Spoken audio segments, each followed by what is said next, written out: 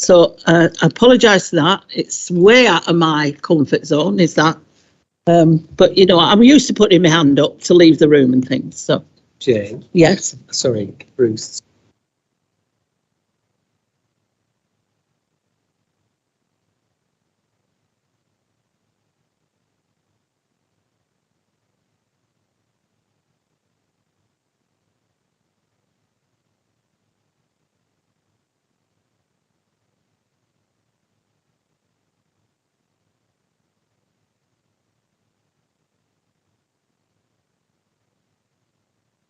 It looks as though the panic might be over. It looks as though technology might have sorted itself out, but not sorted itself out. The very clever people in IT have sorted it out. Thank you, people in IT. Thank you. Right. Can we all take our seats, please? We've got a meeting that's going to go on until 4 o'clock this morning if we don't start.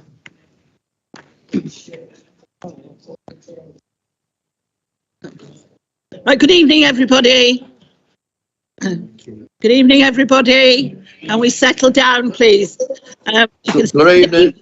Good evening, Mayor. You know, like you used to do at school. Good evening, Miss whatever. Good evening, everybody at home.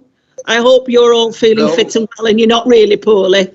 You know, I'm sorry if you're not feeling well. It's not a good thing. So look after yourselves and try and take as a really interesting part in this meeting this evening, because we've got some very important decisions to make. So welcome, everybody. Now, before we start this evening, I'm aware that this is going to be a long and very thinking meeting. So I would like, we're not having any prayers tonight, but I'd like us just to all spend a few seconds very quietly gathering our thoughts. If you want to pray, pray by all means. Just gather your thoughts, get yourselves ready for this meeting, and just be quiet for a minute or two. Thank you.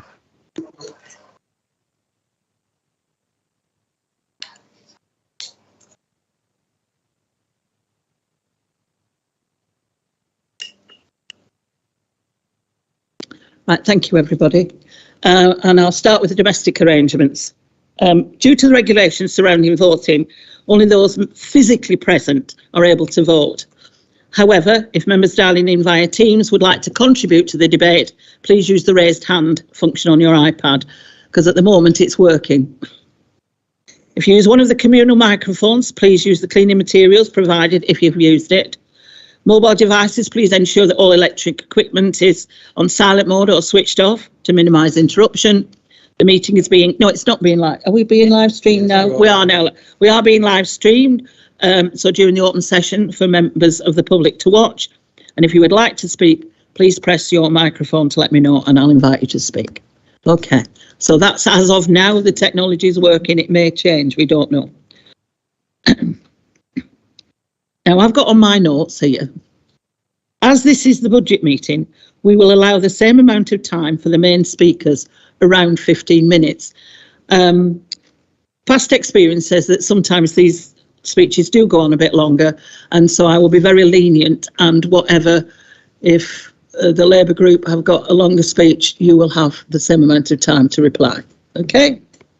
So we'll do that. And are there any apologies for absence, seeing as I will be here for a fortnight?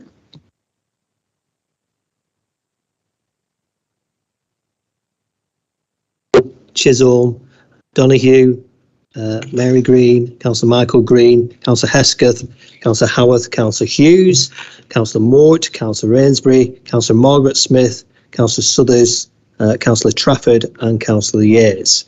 But obviously those dialing in on Teams, we do record it differently now. So you'll be recorded as attending via Teams, as long as you dialed in.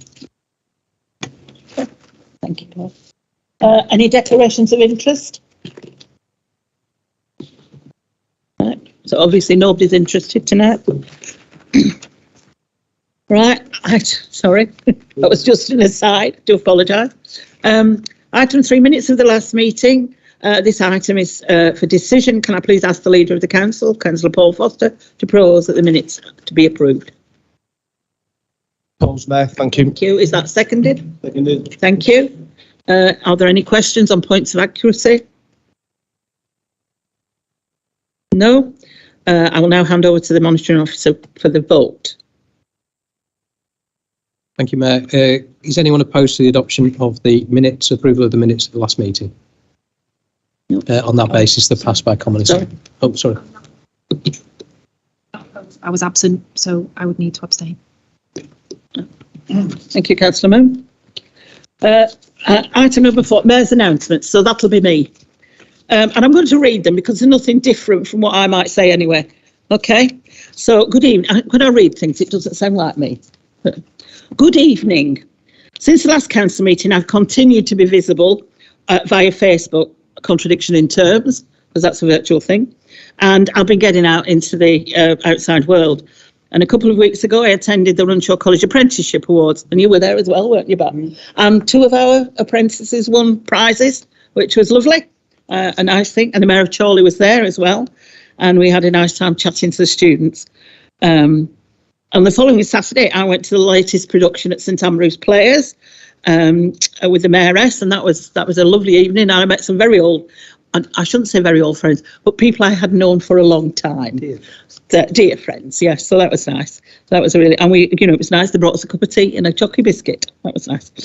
And yesterday morning, do you remember at the last meeting we talked about contacting our twin in Germany, and there will be a Zoom meeting? Well, we had that yesterday morning, along with the leader and the deputy leader and Tracy and Darren, and we're now moving things on quite quickly in that an arrangement has been made for a party of people to go across at the end of June, and we're hoping to send some young people over there and to do some. It was internship they were talking about, wasn't it, Gary? Oh, you weren't there. Wasn't there. Oh, you weren't there. It was internships. Sorry, Gary, I keep thinking it's me shattering his arm. There was internships, so there was quite a lot of.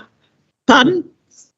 I don't speak German. No. Angela, bless her, was sitting next to me and kept saying, "Oh, he's talking about that." So that was really clever. So yes, it was internships, wasn't it, Angela? Angie, yeah. Guten Morgen. Yes, yeah. So there you are. And then the next thing on here is, now I don't usually say this, I can tell somebody else here, tickets are still available for the spring banquet on the 1st of April. Please do try and come, because I think it's about the only one we've had this year, and it would be nice to have a bit of a do and dress up. So please come. If you had tickets booked for the Christmas banquet, let Tracy know if you're still able to come. And now then, it says, before we get to the agenda, that's what it says on here. Right. Please can I remind members to show each other respect and allow the business of the council to be conducted in an appropriate manner. And I will not let you misbehave tonight, so be warned. You'll all get lines afterwards if you're naughty. Okay. Item 5, urgent decisions. This is for noting. Can I ask the leader of the council, Councillor Paul Foster, to present his report?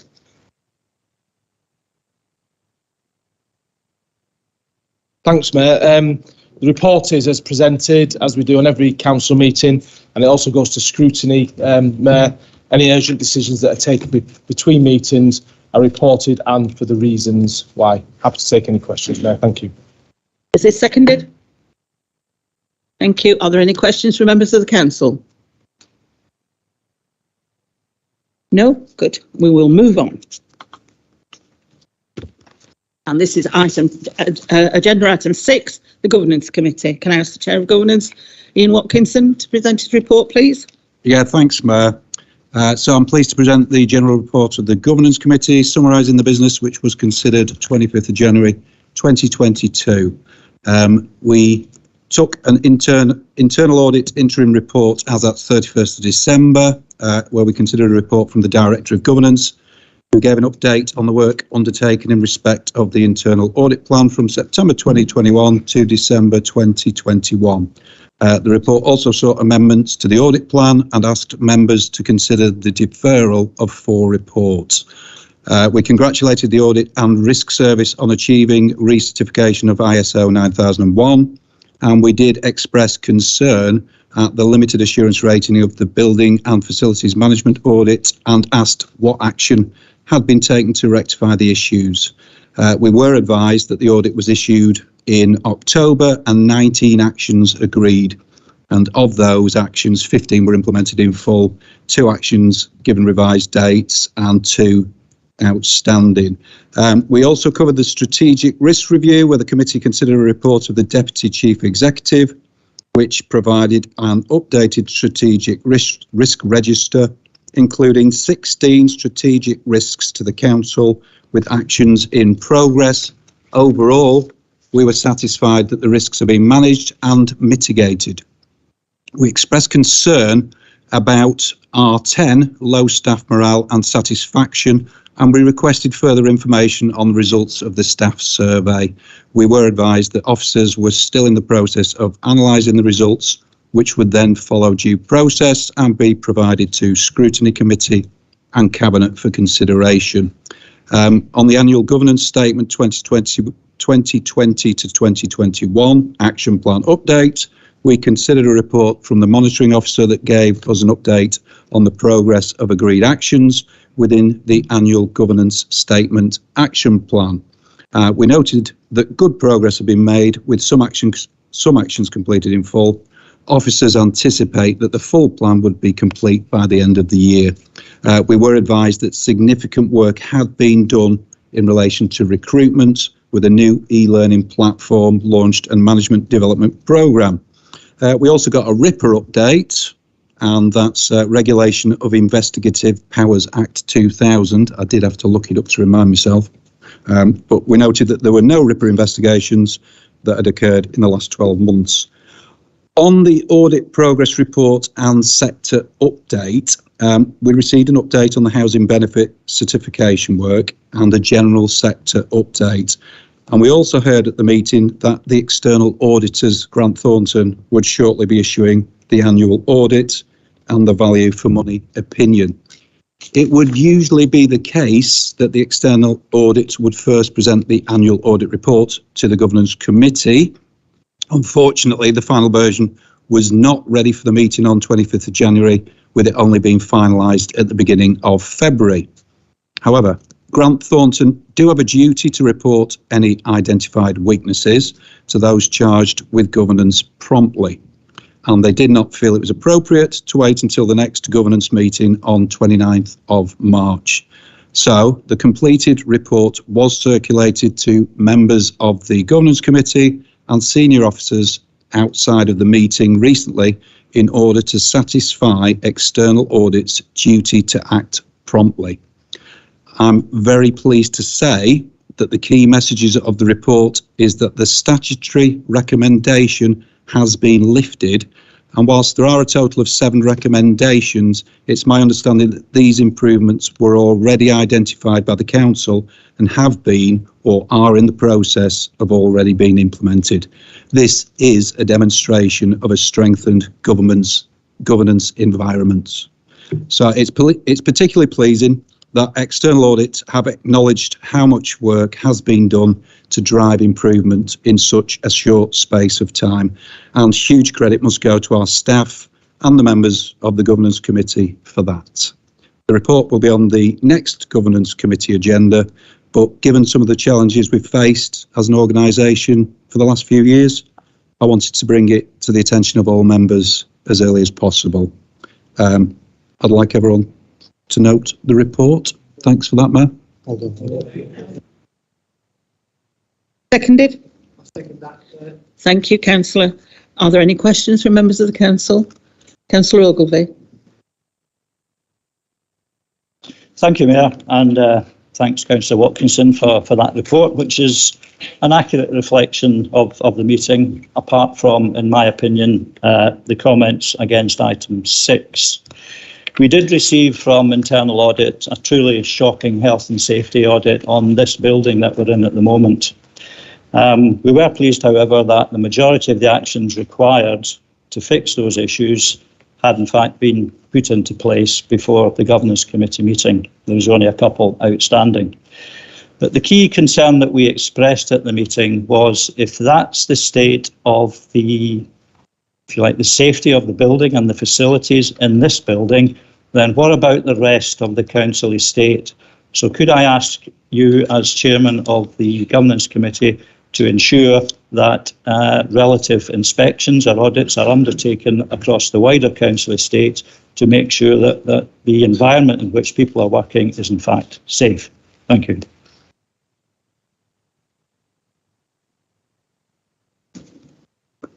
Do you need to come back on that, Councillor? Absolutely, yeah. We're on with that. So thanks for mentioning it again. Thank you, Councillor. Right, we'll move on to, yes. Oh, sorry, it's not come up on, oh, it is. Councillor Paul Foster. Thank you, Mayor. I wasn't going to speak, and I know Councillor Tomlinson will respond to Councillor Ogilvie, because, again, when the members get to know the actual facts, what's going on, rather than what's necessarily just been said, they may take a different view. And I can absolutely tell everybody in this building that it is perfectly safe to be present. I'd like to, Chair, just speak quickly about the work that you've done in your committee, and thank you in regards to the unqualified value for money conclusion at long last. As all members will be aware, there was significant and very, very serious governance failures in this place over the past 6 years. And to remind you, previous administration, 15-16, a qualified value for money conclusion. 16-17, a qualified value for money conclusion. 17-18, a qualified value for money conclusion and a statutory intervention. 18-19, an adverse value for money conclusion. 19-20, an adverse value for money conclusion. What does that mean? Previous administration could not ever demonstrate it was using the council's resources appropriately. They couldn't demonstrate that the very basics of good governance were in place. And I am so proud to stand here listening to the report from Councillor Watkinson that we've actually at last come through it. We can report to council from our external auditors, we have a clean bill of health. Every decision that is made in this place now is done properly. All the corporate governance arrangements through yourself, Chair, and Mr Moyster, the monitoring officer, are wholly appropriate and they're followed. And this is a great day for this council. And I commend your report to council. Thank you very much, Councillor Watkinson. Thank you, Councillor Foster. Anybody else? Councillor Tomlinson.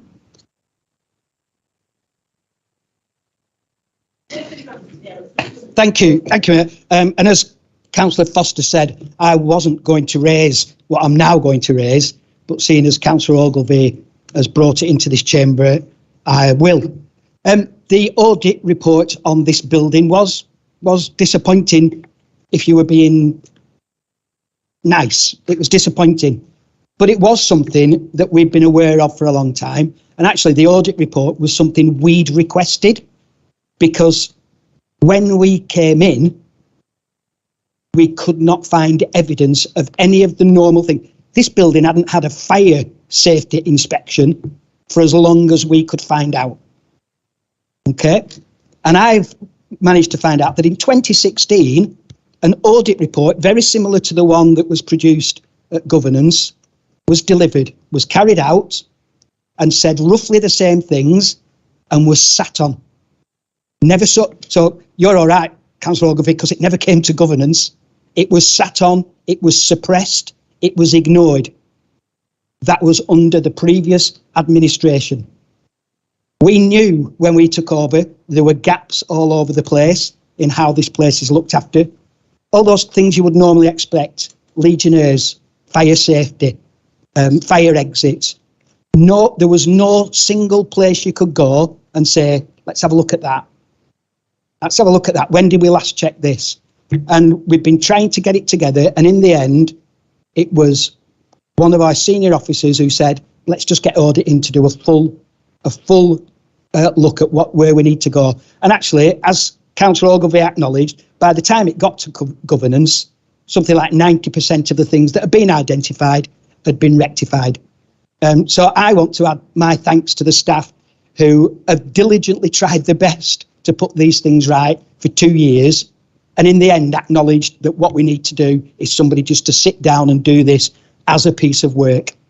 But, you know, be careful who you criticise, because this has been going on for a long time, and I've actually seen the audit report from 2016, and it's almost identical to the one that was produced in 2021, and at that time was suppressed and never got to governance committee. So I think this is something where we're clearing up the mess. We're putting things right. We're running this council just as it should be run. Thank you, Councillor Tomlinson. I'm looking to see if anybody else got a hand up. It's not coming up. No. Councillor Ogilvie? Thank you, Chair. The only comment I'd make on that was the reason I made the comments was not a criticism. I accept that there is a historical issue here. The whole point I was trying to make is I'm not dwelling on the past. I want to make sure what's going forward into the future is safe for people. That's the main issue. Thank you, Councillor. Happy with that, everybody? Nobody else? Thank you. Item number 7, Scrutiny Committee. Can I ask, now then, Councillor Green, are you going to do this from home? Thank you, Mayor. Yes, I don't think I can formally move it from home as I'm not in the council chamber, but I'm happy to answer any questions in view of trying to assist the council. Thank you. Thank you, Councillor Green.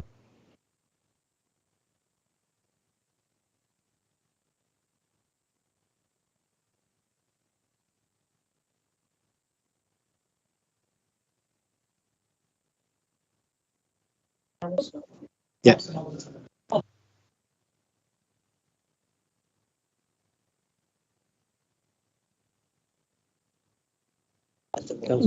Councillor Walton and Councillor Will Smith are both calling. Will Smith. It's me age. It's me age. Councillor Will Smith. Councillor Will Adams or Councillor. All right, now that's enough fun of your poor old mayor. This old crone at the front. So, do you want to fight it out, or are you both going to say something? No? Councillor Green's going to speak. Oh, Councillor Green's going to speak.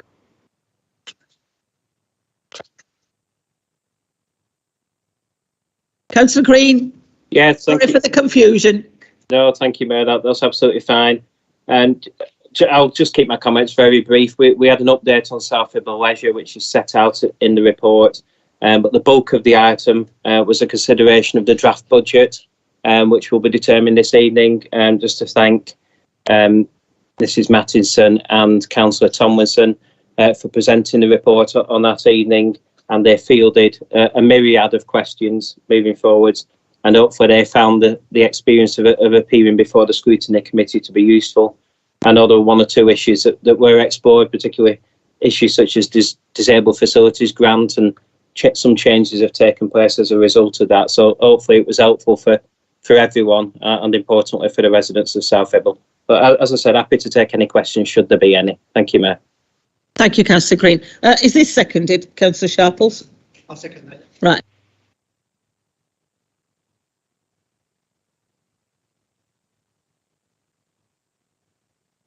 Would you like to sing us a song? Yes. Councillor Walton, did you want to say anything? Yeah, right, thank you. And there's that, you've noted that. We're now moving on to item number 8, which is the Fair Collection Charter. Can I ask Councillor Aniela Belenska-Gelder to present her report, please? Thanks, Mayor. I'm going to keep this report and the next one brief because we've got a lot on the agenda, and in many ways both of these policy reviews speak to each other, and I don't want to spend my time repeating myself. So you may remember a number of months ago, Councillor Trafford asked the Council to review the Council tax recovery policy, in particular looking into the use of enforcement agents. This report and policy, the Fair Collection Charter, is the outcome of that review. The Cabinet and I would like to thank the officers for supporting the development of this new policy. Over the course of the pandemic, enforcement action has been halted nationally. But here in South Ribble, we acknowledge that debt may be a determinant of wider issues. And moving forwards, the current administration feel we need to be supporting our residents to help themselves, as opposed to punishing them. This next paragraph makes up the introduction of the new policy, and means it's easy to adhere to for officers and residents. So the headline of this new charter is that we want to do everything we can to support our residents and businesses in paying their bills. We understand that sometimes people find themselves in financial hardship or vulnerable and will from time to time need extra support and advice. And we're here to help and will always work to support our residents. Where people have no means to pay, there is no benefit in pursuing enforcement action, incurring additional costs and increasing their vulnerability, especially if this could impact upon mental health, well-being and self-confidence. Doing so also places additional demands on public services. The system is already stretched, so we're asking why pursue further costly action and force our residents into needing more care. Finally, this charter will enable us to take a fair and sensitive approach, whilst also ensuring that we meet our responsibilities to collect money due to help us to pay for the services that we deliver. So I'm proud to say these words now make up the opening part of the policy, and any officer or member of the public which reads this policy will clearly see our ambitions to be a caring, compassionate and listening council, hopefully allowing residents to feel that we as a council and administration will do everything we can to support our residents struggling through financial difficulty. I just want to finish by saying this policy is more important now than ever before as we come out of a COVID pandemic and into a high inflation economy. And as people are asked to pay exponentially more for their fuel bills, we'll need to remain cognizant of household budgets and families' priorities when supporting themselves. The cost of living increase is already causing some families to struggle. Point 17 of the report states, the biggest risk is that a change in approach to collection may impact upon collection rates of council tax and business rates, as well as other revenue streams. However, collection rates could fall because residents and businesses do not have the money. We are really pleased to announce the help now made available by this policy could alleviate the risk, and the monitoring officer says as much. This policy can be seen to directly contribute to the council priority of thriving communities, and as the monitoring officer has done, I ask fellow councillors to consider value for money, not only in the financial implications for the council, which are detailed in the report, but the wider financial and social benefits for residents. Thank you, Mayor. Is this seconded? Thank you, Councillor. Thank you, Councillor Walton. Yeah, we support this wholeheartedly to adopt the standard financial statement. There is a slight mistake on page 26 when it says the shared financial statement, but I am assured that it's the same thing. And the government's breathing space initiative to support our most vulnerable residents, and the authority already carried out many of these recommendations, but to put it in one place and have a charter is a perfect place that people can refer it to it. So we will be supporting this. Oh, I'm pressing the wrong knob. Thank you, Councillor. Anybody else want to say anything? No? For the vote. Thank you, members. You're ready to vote on the proposal on this matter. You can use the digital doofer. Thank you. Yes. Yeah. Still more competent than it. Will it work? I am reliably informed it will work. Yes. Yes. Yes. It's for the adoption of the charter. Yeah. Adoption of the charter. Is it working? Is it coming up? I'm pressing a button. Nothing's happening. Oh, it's happening on my thing. Yeah, it's just not on the screen. It's not on the screen, but it's on ours here. That's just display something. We've got to display the results on here. Oh, it's quite exciting. We're nearly there. Well, you can't go on. Mayor, given the expression of support across the chamber, I think we can just move on. Yeah, agreed. Yeah. We've agreed with that. Okay, everybody. Right, we're now on item 9, which is the review of the council tax support scheme. And again, it's Councillor Aniela Bindensky-Gelder. Thank you, Aniela. I've spoken on this policy numerous times at previous Cabinet on the 9th of Feb and previous council meetings in 2020. I therefore don't wish to go into detail. It's important that we make these changes, but rather I'll just highlight for the benefit of the council and residents that might be listening the 3 main reasons we're proposing to make changes to this policy. In summary, the first, and I suppose the main reason for reviewing this policy, is that it has been proven to be ineffective. Of the 1,330 currently still expected to pay a contribution, 240 have unpaid council tax, and since 2013, when the scheme was first introduced, over 253,000 of arrears has accumulated in unpaid council tax under this scheme alone. We must ask ourselves, is the cost of recovery worthwhile? Not only the cost to the council, but the social cost and the cost to our residents' mental health. Second, I would argue the policy was poorly thought out in the first place. After the 2009 financial crash, the national government cut local government spending by around 40% and asked local authorities like South Ribble to continue with all services and cover the financial shortfall under austerity. The previous administration didn't ask those with second homes or empty properties to pay their full tax allowance, as we do now, but rather the poorest in our communities were asked to cover the cost of austerity. The current administration has struggled to understand the logic behind this policy since it was first introduced in 2013 by the previous administration. The third and final reason I'll mention this evening is in relation to the current cost of living crisis. All of the residents are potentially going to be asked to find an extra £600 to £850 a month for their energy bills, including inflation on food and petrol prices, regardless of their household incomes. Many families are already having to make decisions on whether to heat or eat, and particularly those which have the universal credit cut.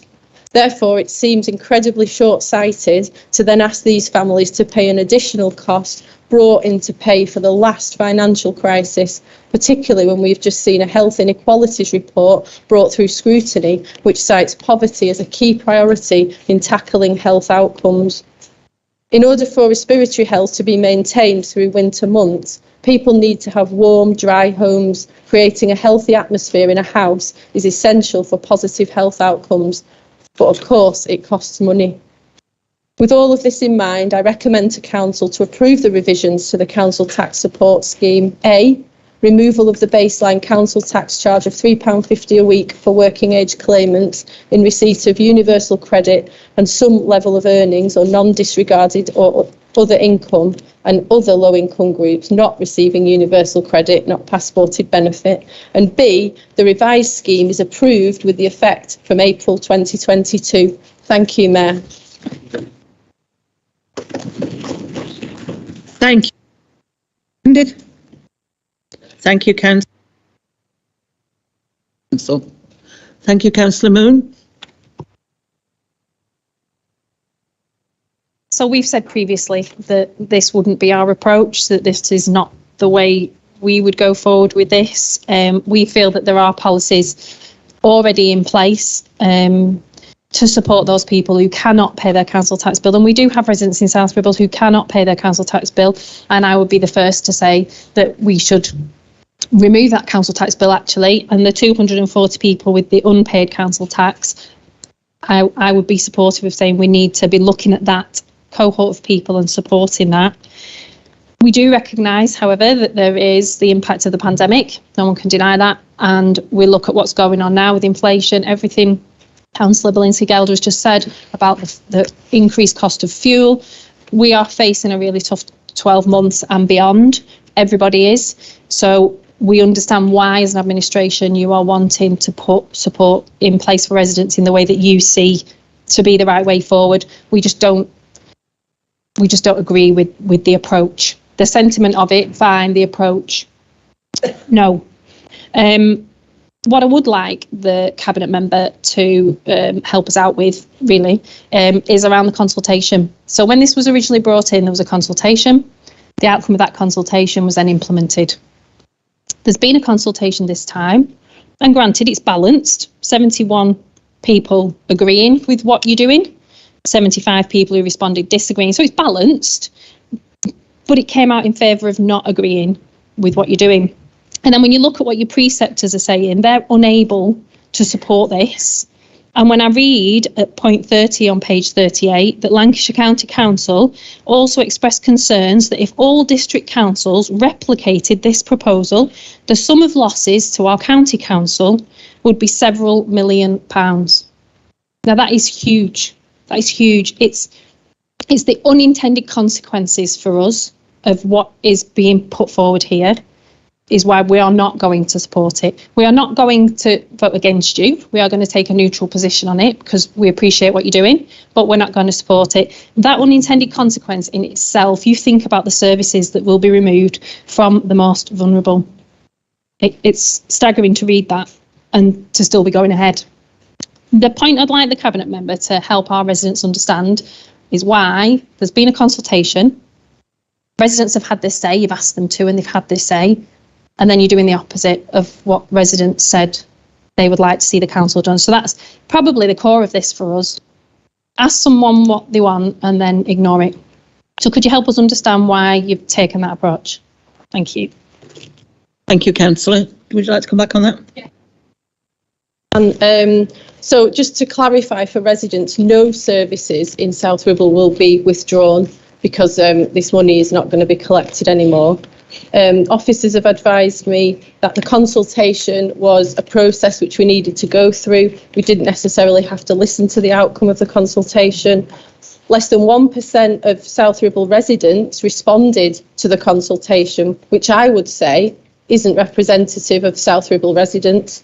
And perhaps if the residents are asked a series of questions, this is the process for making the change. But perhaps if the residents were asked a series of questions around the cost of chasing the losses of debt, then maybe it would be more of a contextualised question. But this is what the consultation required. This is what we did.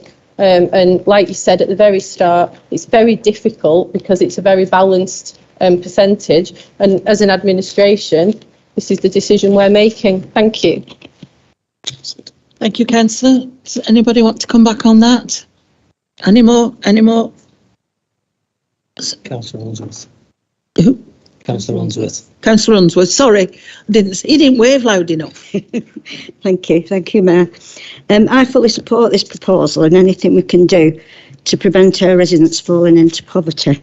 The consultation didn't show it to be a popular proposal with the residents of South Ribble, but that is not surprising. We've become less compassionate as a society. We see individuals without food and shelter from other countries, and we can think that the government should do something about it. But in our country, we blame people for their own situation, citing the need to make better financial decisions. 60% of all articles in tabloid papers concerning benefits contain negative vocabulary or negative themes. Fuel costs and food are increasing, and basic needs are essential for life. They are basic needs that are essential for life. We know that lower income individuals and families already spend a much higher proportion of their income on these necessities. In the community, I've heard people talking about the inevitable rise of food costs, and they are terrified. They talk about thinking about money all the time, having sleepless nights, and people even feel ashamed. It's having a huge impact on their mental health as well as longer-term physical health. Asking poor people to tighten the belts is both insulting and shows a lack of understanding of other people's situation. £3.50 a week could cover the cost of running an electric heater for an extra hour a day. This is a compassionate policy, and compassionate policies make economic sense. Less demand on social and mental health services. In the long term, well-fed, happier children are less likely to feed as much input from the state. Frances Ryan's been writing about poverty and austerity for almost a decade, and she observed that stigmatising people on benefits is politically popular and turning the public against benefit claimants and lower earners, and it wins votes. By supporting this proposal, we can be proud to be members of a council that does not and will not do that. Thank you, Councillor Unsworth. Councillor Tomlinson. I'll be very, very brief, and it's just about one comment, really. If every council did this, it would cost the county council millions. I'm a member of the county council. I don't care if it costs the county council millions, because it's the right thing to do. And if the right thing to do costs an authority that I'm a member of money, then I will support the right thing to do.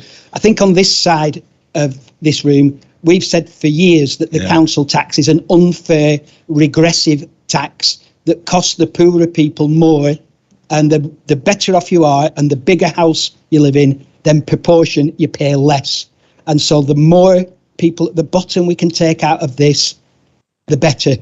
And if protecting poorer people costs the county council money, then they should change the way they charge for council services and not continue to punish those who are worse off. Thank you, Councillor. Thank you, Councillor. Anybody else? I'm looking. No. Thank you, the monitoring officer, for the vote.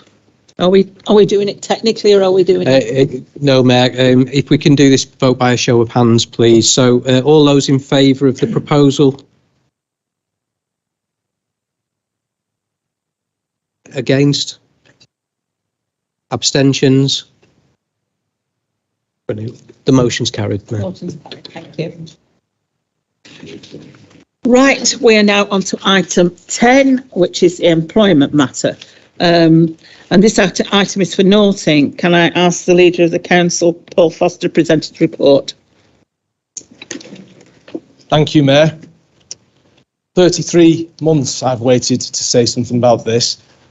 But guess what? I'm going to wait, with your blessing, Mayor, I'm going to wait slightly longer, because before I make a speech, and it's a detailed speech with many points of fact in it, I want to hear what Council have to say. Thank you, Mayor. Now then, can we have it seconded, please? Thank you, Councillor. Right. Yes, you can go next. Councillor Ditherington. Thank you, Mayor. Being named as a respondent, I think it's appropriate that I be allowed, after all this time, to say a few words about this most unfortunate case. And the first thing I want to say is that I take no pleasure whatsoever in seeing anybody lose their job. And this case is no exception. For over 40 years, I've been a trade union official and I've championed equity and fairness in employment, particularly when dealing with employees in danger of losing their jobs. My approach has always been the same. Any employee facing disciplinary action has the basic right to be treated fairly and without bias. This case, as I've said, is no exception, and throughout the whole process, I have not deviated from the responsibility to act fairly and base any decisions on the evidence presented. And that is the philosophy I've applied in this process. And when I was presented with the evidence, quite frankly, I was shocked and appalled. Because of this, I always thought that the spurious, vexatious, and totally unfounded claims against me and the leader would be found to be such by the Employment Tribunal. However, there is always a nagging doubt, so it is pleasing to be exonerated from any wrongdoing and your actions to be vindicated with your reputation for integrity and honesty upheld. Mayor, when you accept the responsibility on behalf of the council, particularly one as onerous as this, you carry out that responsibility to the standards that are expected of you by council and our residents, you have the right to expect the support of council, and I thank those officers and elected members for that support. Sadly, Mayor, there are those in the Conservative group who are so narrow-minded and blinkered and blinded by their desire to damage the reputation of the leader and his deputy simply to score political and or political points and or achieve political gain. It is a matter of evidence and in the public domain that various Conservative councillors have made statements to the independent investigator describing the leader's conduct in a way that I know to be untrue and inaccurate and untrue, and could have been only designed to damage his character. Furthermore, as part of the CEO's statement to the Employment Tribunal, she states that Councillors Green and Molyneux contacted her, that's Councillor Michael Green, by the way, contacted her and informed her of what had gone on at the confidential council meeting at which the decision to dismiss the CEO was taken. The information they relayed was also inaccurate and clearly intent on supporting and abetting the former CEO in her attempt to discredit the leader and build her case against him and the council. Frankly, it's difficult not to conclude that their motive was for the former CEO to win her case against the council and win an eye-watering amount of damages.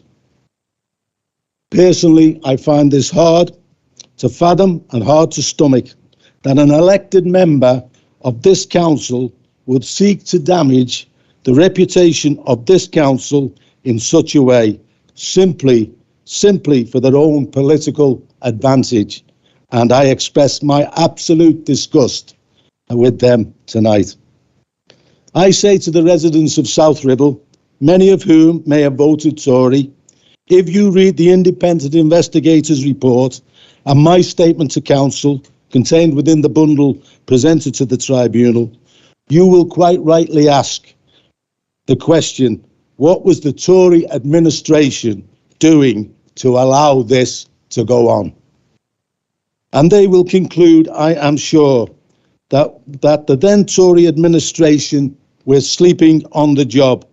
It has been left to us as an administration under the leadership of Councillor Paul Foster to take decisive action and maintain a level of decency, integrity, honesty and fairness.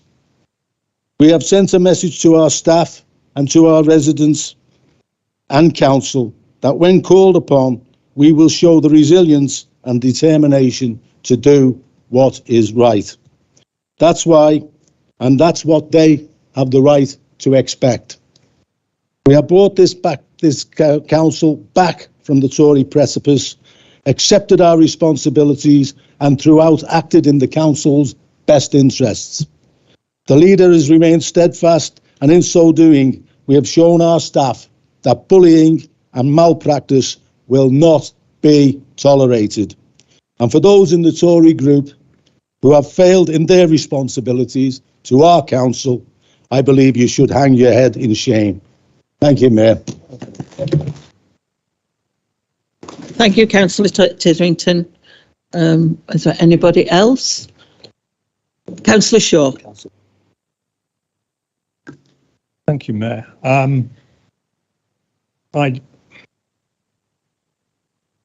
I won't take that approach, I'm afraid. I do think you have every right to be angry that you're being named in this action, but I think it was a very unedifying time in July 2020.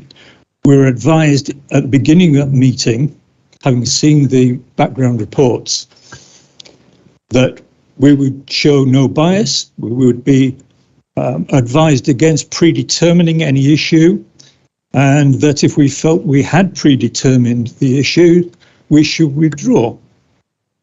I don't have a problem with that. I'm a Liberal and I'm also a former civil servant, and not making up my mind until the last minute is fairly much up my agenda. So I changed my mind several times on the night. What I wanted to say was the minutes of that meeting of July 2020 came out. They're quite limited in what they say. They state who voted which way at the end of the meeting, but they're quite limited for the simple reason that Heather is entitled not to have to go through everything that was said, so that everybody could have a clear, honest view of how they were going to vote in the end. I found it difficult, and I chose a path. I'm not going to assume that everybody, I'm not going to have 50 people stand up tonight when we've got a budget to point out what they felt, because it's all a matter of the record. But I do think it was unfortunate that it had to happen. It has happened, it's been reported, and I don't think we should try to either extend it or change our view of it. Individuals had to vote individually as they saw it, and hopefully that is the way it operated. Clearly, as a matter of record, I didn't get everything right at the end of it. That's probably true of everybody here. But hopefully we'll be able to draw a line under this tonight. And again, I also would like to thank the officers for their support through all this. Thank you, Councillor. Councillor Walton. Yes, we do note the report tonight, but I think we must be very careful tonight on what we say, because Heather McManus, as far as I'm aware, has the right of appeal. Is that right? And so we need to be very careful what we say tonight, because if she has heard some of the report or the comments tonight and wants to appeal, I think we're on very dicey ground here. So at this moment, we will not be making any comments. Thank you, Councillor. Anybody else? Are you ready for coming back on this, Paul? Councillor. Yes, thank you. If that's Council's views, I'm not surprised Councillor Walton doesn't want to say anything, because she needs to listen to what I'm going to say, as does Council, because I've had 33 months of grief, Mayor, about this. And when your own wife is in tears, when she's reading the allegations against you, it's time the record was put straight. Mayor, this report and court case bring an end to a 33-month nightmare for so many staff, councils and the council and our reputation. As leader of this council, there's a position that some opposites still cannot bring themselves to accept or acknowledge, being able to pass comment in any way or form to allow due process, fairness and to ensure the probity of proceedings. This despite the former Chief Executive, Mrs McManus, and a number of Conservative councillors making wholly unfair, untrue and, to be bluntly honest, outrageous and defamatory comments about me. And now I will respond. The facts, Mayor, surrounding this whole sorry affair are now clearly undisputed following the most rigorous employment tribunal proceedings. A tribunal and judge who examined every element of the process and the decisions that were made. I think it's important, and for the public record, I state those decisions. Number one, the tribunal upheld the decision of council to dismiss Mrs McManus for serious misconduct. Number two, the tribunal found the dismissal to be both fair and lawful. Three, they found that any protected disclosure, alleged whistleblowing, was not relevant in any way to the decision-making process. Four, the judge found that it was lawful for me to suspend the former chief executive. And finally, five, to conclude, the claims for constructive dismissal, unfair dismissal, whistleblowing and unlawful dismissal were all dismissed by the court. Additionally, each and every one of the alleged detriments against me personally, the council and Councillor Mick Titherington were also dismissed. Every single one.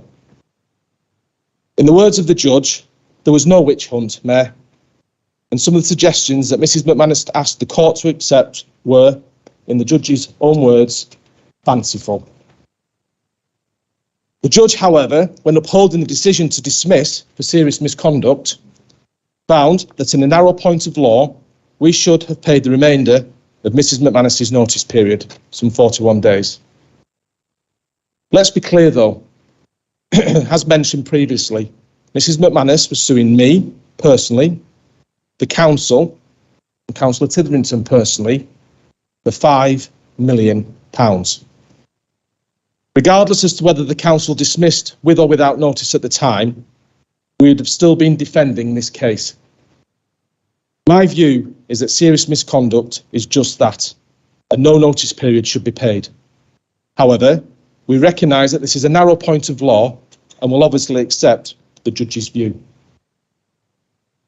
Mayor, now for some of the relevant issues surrounding this sad affair. I've never been able to understand why, following her suspension and in response to the very serious complaints made in regard to her conduct by other officers of this council, Mrs McManus chose to go after me personally as her only form of defence. Outrageous allegations that were wholly untrue and defamatory. Allegations that are now in the public domain. Allegations that certain members of the Conservative group repeated on more than one occasion. Allegations that the tribunal found to be completely unfounded.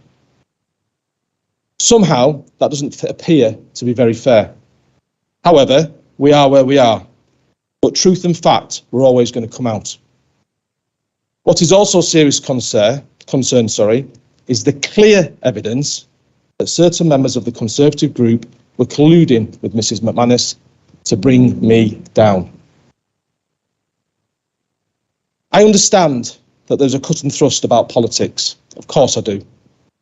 We need to be thick-skinned at times. But I cannot comprehend why there are still individuals amongst the South Ribble Conservative group that appear obsessed with bringing me down, in their words, causing personal anguish and stress to my family, friends and colleagues by continually stating lies and smears.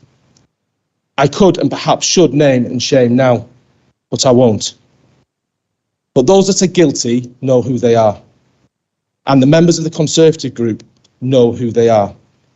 And perhaps it's just about time they now dealt with it once and for all. There are other issues of clear relevance that must be highlighted once again. Firstly, let us not ever forget our staff. The individuals that were made ill by some of this behaviour, the individuals that lost their jobs because of this behaviour. Secondly, and I can make reference to this now, as it is in the public domain, and I have their explicit consent to do so. The still inexplicable decision of Councillor Molyneux to not act upon, but actually bury a previous independent investigator's report into the behaviour and conduct of Mrs McManus towards our former Chief Finance Officer, Mrs Susan Guinness, who, by the way, was also a protected officer. This report was clear in its conclusions that the behaviour towards our CFO was unacceptable and warranted further action. What did Councillor Molyneux do? Absolutely nothing, and even refused to convene the Employment and Appointment Panel to review it. But then there's more. As part of Mrs McManus's terms of employment, the former interim chief executive, Mrs Jean Hunter, was to be retained for a minimum of 6 months to provide mentoring and support. Guess what? Mrs McManus decided she didn't need it, and Councillor Molyneux and his colleagues ended up agreeing and signing off a substantial contract severance sum behind the scenes. They never published this decision, Mayor. Mentoring was never undertaken, despite it being a condition of employment. What an absolute shambles. But let us not forget, Mrs Guinness then lost her job. For challenging unacceptable behaviour and untruths, she lost her job. Let that sink in. I genuinely believe that if this report had been dealt with in the appropriate way and the mentoring had been undertaken, we may never have got to the position we find ourselves in today. So, to all the staff that were impacted, to Mrs Guinness, you have my humble apologies on behalf of this organisation. You were all let down badly. I've mentioned the word collusion a few times, and let me be clear what I mean. We're aware certain members of the South Ribble Conservative group have been in direct contact with Mrs McManus during the disciplinary process and beyond, and that some have actually met her. Additionally, by reading Mrs McManus's own sworn evidence, Councillor Michael Green and Molyneux actually called her the morning after the confidential council meeting took place. despite strict instructions from our legal officer that this was not permitted. I would remind Council that the strict terms of Mrs McManus's suspension did not allow any contact with any councillors or officers of this authority, and vice versa. Additionally, we are also aware that confidential information from the IDC was being passed to Mrs McManus's team.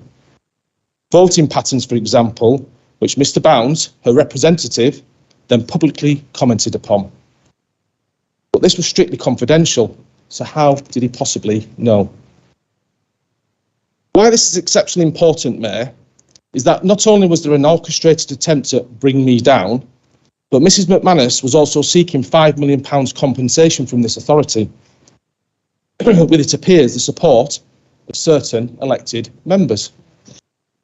You can now clearly see that if this was proven, it would be a criminal matter. Perhaps the monitoring officer may wish to look into this further.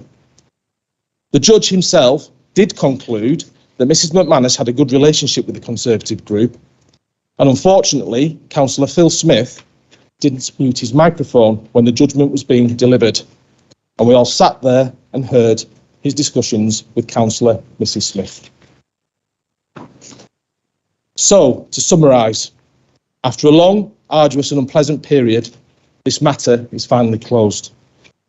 The Employment Tribunal has actually been of great assistance to this council, I feel, as the judgment clearly upholds the decisions we made. The process was sound, the decisions were correct. I publicly thank the CEO, Gary, the monitoring officers, Dave and Chris, our legal representatives, and everyone else directly or indirectly involved in the events of the past 33 months. Also to our two directors, who had the courage and conviction to say enough is enough and put their heads above the parapet. That was courageous. I commend you and this report to Council. Thank you. Thank you, Councillor.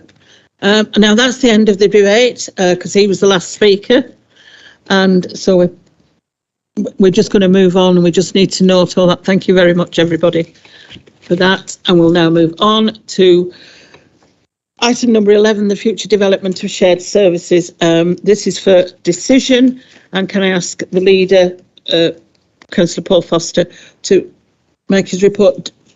Councillor Foster, do you want a moment? No, fine. Are you sure? Okay.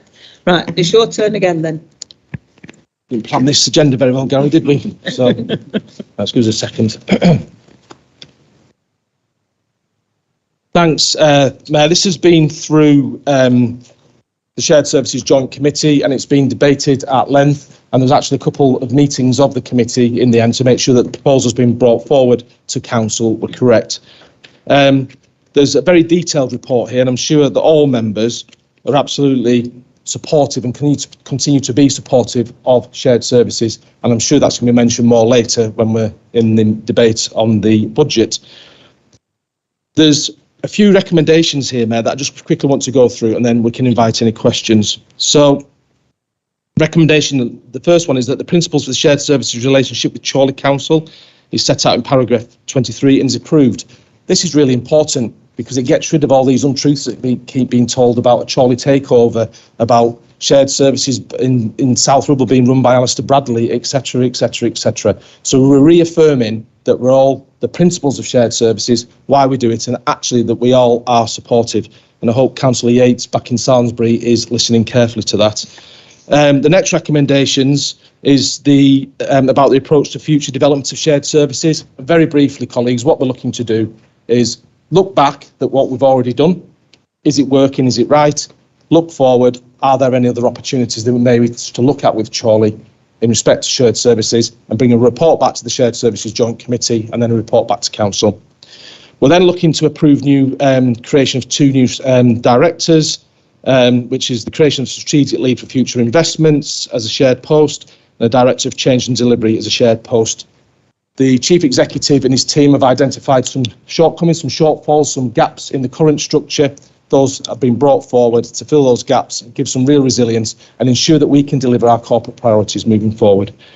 We're then asked to look at the approve a consultation for the shared arrangements for development projects moving forward. Again, what that means is development projects in Chorley, development projects in South Ribble. Let's do it all together. As officers, not as councils, by the way. And then finally, it's the creation of the joint pest control services. So we're going to share a rat catcher. And then there's some minor amendments being proposed there about expanding slightly the membership of the Joint Panels Committee, and that's clearly Joint Appointments Committee, sorry, and that's an agenda item later on in respect to the Chief Executive. Happy to take any questions we may have, Mayor. Thank you. Thank you, Well, that's all right, yeah, if you don't mind. Thank you. As the other Labour member from South Ribble on shared services, I do want to rise to second this. Councillor Foster's laid out what the recommendations mean. Very interesting. We've become very aware that shared services actually, it's not just about joining teams, but it's about both councils learning from each other. So, for instance, pest control, we do it much better than Chorley have been doing it. For historical reasons, who knows why we're better at catching rats than they are in Chorley, but we are.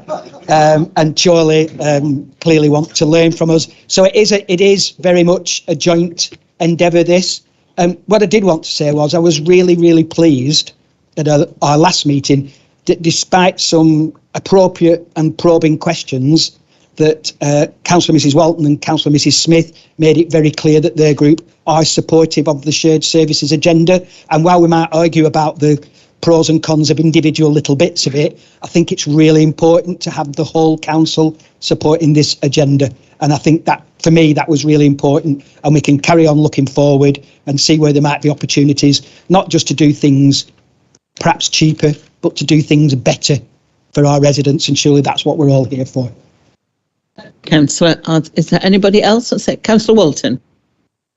Yes, I agree, Councillor Tomlinson, that we did agree to this. The only at shared services, at the two meetings we had with shared services, the only item I have a problem with is item 8 about the to the membership of the Shared Services Joint Appointments Panel, and I've been in contact with our monitoring officer about this. This didn't appear on the Shared Services Joint Committee agenda when we discussed it, so we couldn't discuss it, and I feel that this should be taken out at this particular moment and discussed at the Joint Committee, as it could have repercussions for future. Thank you. Thank you, Councillor. Does anybody want to come back on that? Thank you, Councillor. Thanks, Mayor. And Councillor Walton, the Shared Services Joint Committee just put recommendations through to the councils, the two councils. It's for the councils to decide whether they accept those recommendations or not, or if there's any additional things that we want to add in. So I would actually say it's right and proper that that's there, because we're trying to increase some gender balance on the committee as well. Hence why we're looking to do that. It'll still be politically proportionate as it needs to be. But I would, rather than take it off, I would say let's debate it and council can make a decision. Thank you. Thank you, Councillor. Anybody else want to join in? Councillor Smith? I think we all understand that, Councillor Foster, that it is this council that make these decisions. I think the point was being made about all the other recommendations in that paper, of which we agree with. The point was being made that those were discussed and agreed and would be brought forward to council. That particular item wasn't. Thank you, Councillor. Is that noted? Thank you. Apparently, we've got Councillor Margaret Smith at home. Councillor Smith at home. Yes, good evening, Mayor. Thank you. It is just a comment. Councillor Tomlinson is quite right that Councillor Walton and myself did reiterate that we, as a Conservative group, are very much in favour of shared services. The point I think that is being made is that Councillor Foster just said that it is recommendations from the shared services. That is perfectly true. But what seems to have been custom and practice in the shared services, that we do discuss things first and foremost, and then we make the recommendations. In this instance, this particular item wasn't actually discussed, and has come as a bit of a shock. I'm pleased that Councillor Foster has reiterated that it will be proportionate, politically proportionate, when the appointments panel meets. You say about being gender balanced. I didn't realise that it wasn't gender balanced in some ways. I don't suppose it really matters as long as the people that are on there are actually doing the right job and doing it properly. Those are just a few comments. Thank you, Mayor. Thank you, Councillor Smith. Can I just say, you sound ever so poorly. I hope you feel better soon. Thank you very much. I must admit I haven't been at my best in the last week or so. Thank you. Get your husband to rub your chest with Vic. You'll feel better. Thank you.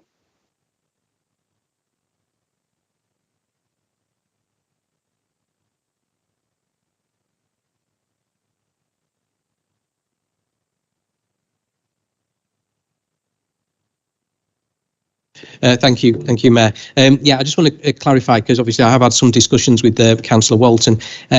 The appointments panel is not an ordinary committee of the council pursuant to the Local Government Act, so it is not required to be politically proportionate.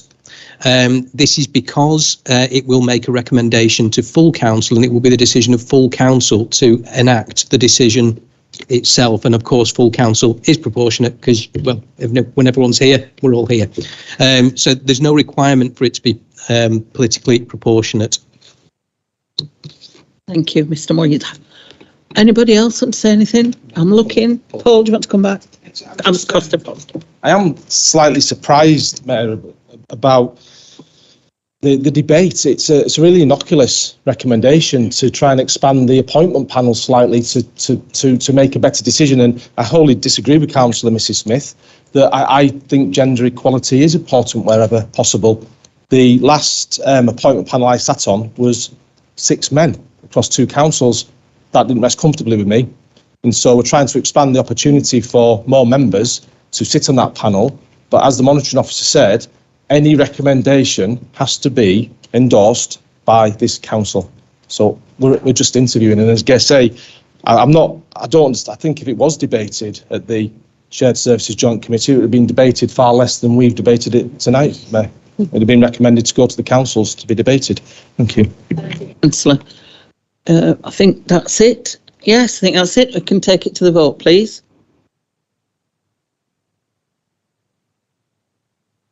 Thank you, Mayor. Right, again, if we can take the proposals, there is the recommendations at paragraph 2 to 8 on the report through a show of hands. All those in favour?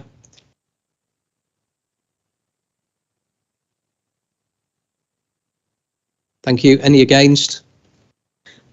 Any abstentions? No, that's carried, Mayor. Thank you. That's carried, everybody. I'm aware that we're going to get onto the budget now. Now, is this a moment where you can have a little bottom shuffle? Yeah, and just stretch your legs just for 5 minutes, because I appreciate it's got go and have a wee. Yeah.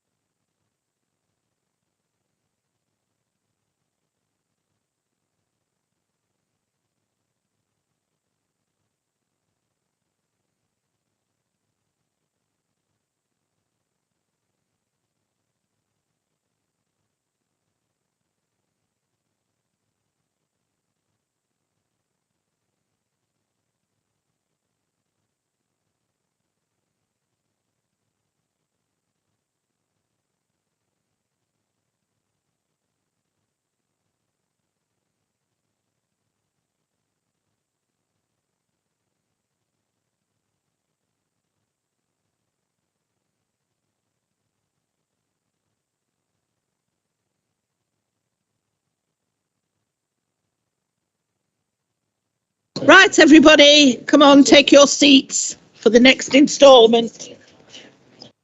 I keep losing my shawl.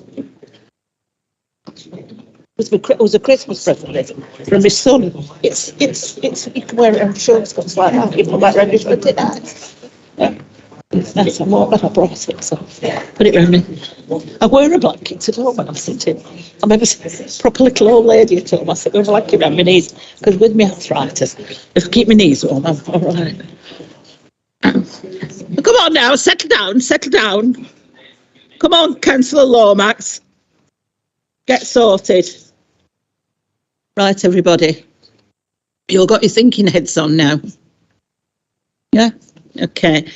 Item 12 on the agenda.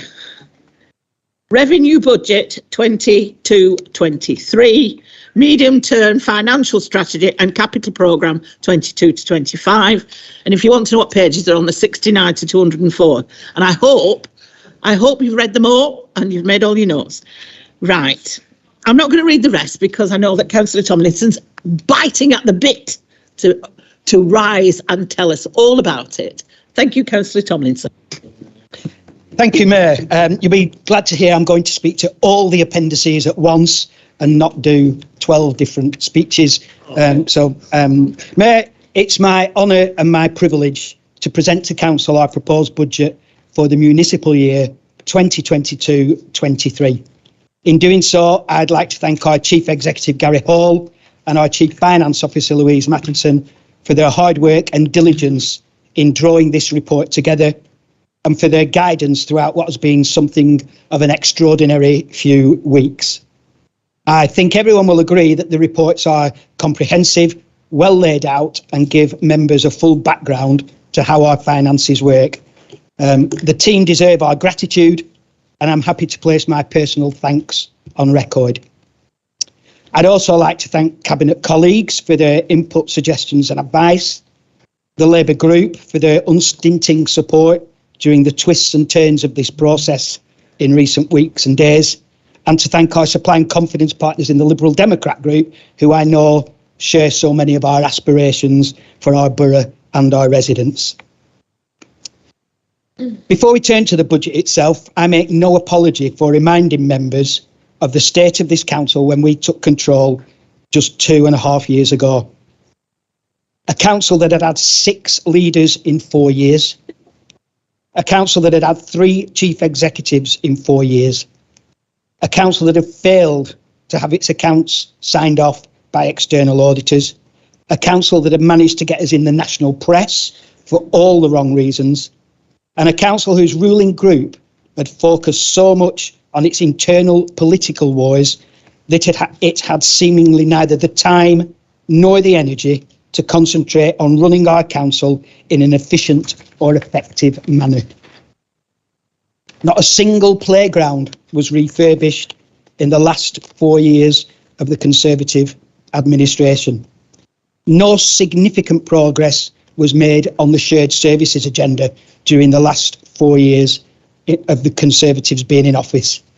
Allegations of bullying and harassment of staff swept under the carpet. Accusations of homophobia and sexism within their own group ignored. A chief executive allowed to run a coach and horses through this council's constitution, not only enabled by, but seemingly encouraged by some members of the ruling Conservative group. The Mackenzie Arms left as an eyesore, and Worden Hall left to rot. Mayor, I'm sure you'll agree with me that this council is an institution transformed under its current leadership, and transformed in an incredibly positive way. In less than 3 years that we've been at the helm, we've achieved so much.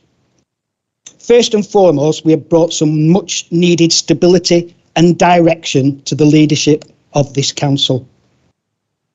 The current leader and cabinet have been in place since day one, and our ambitions and aspirations for our borough, laid out in our pre-election manifesto, have been known to all since the very beginning.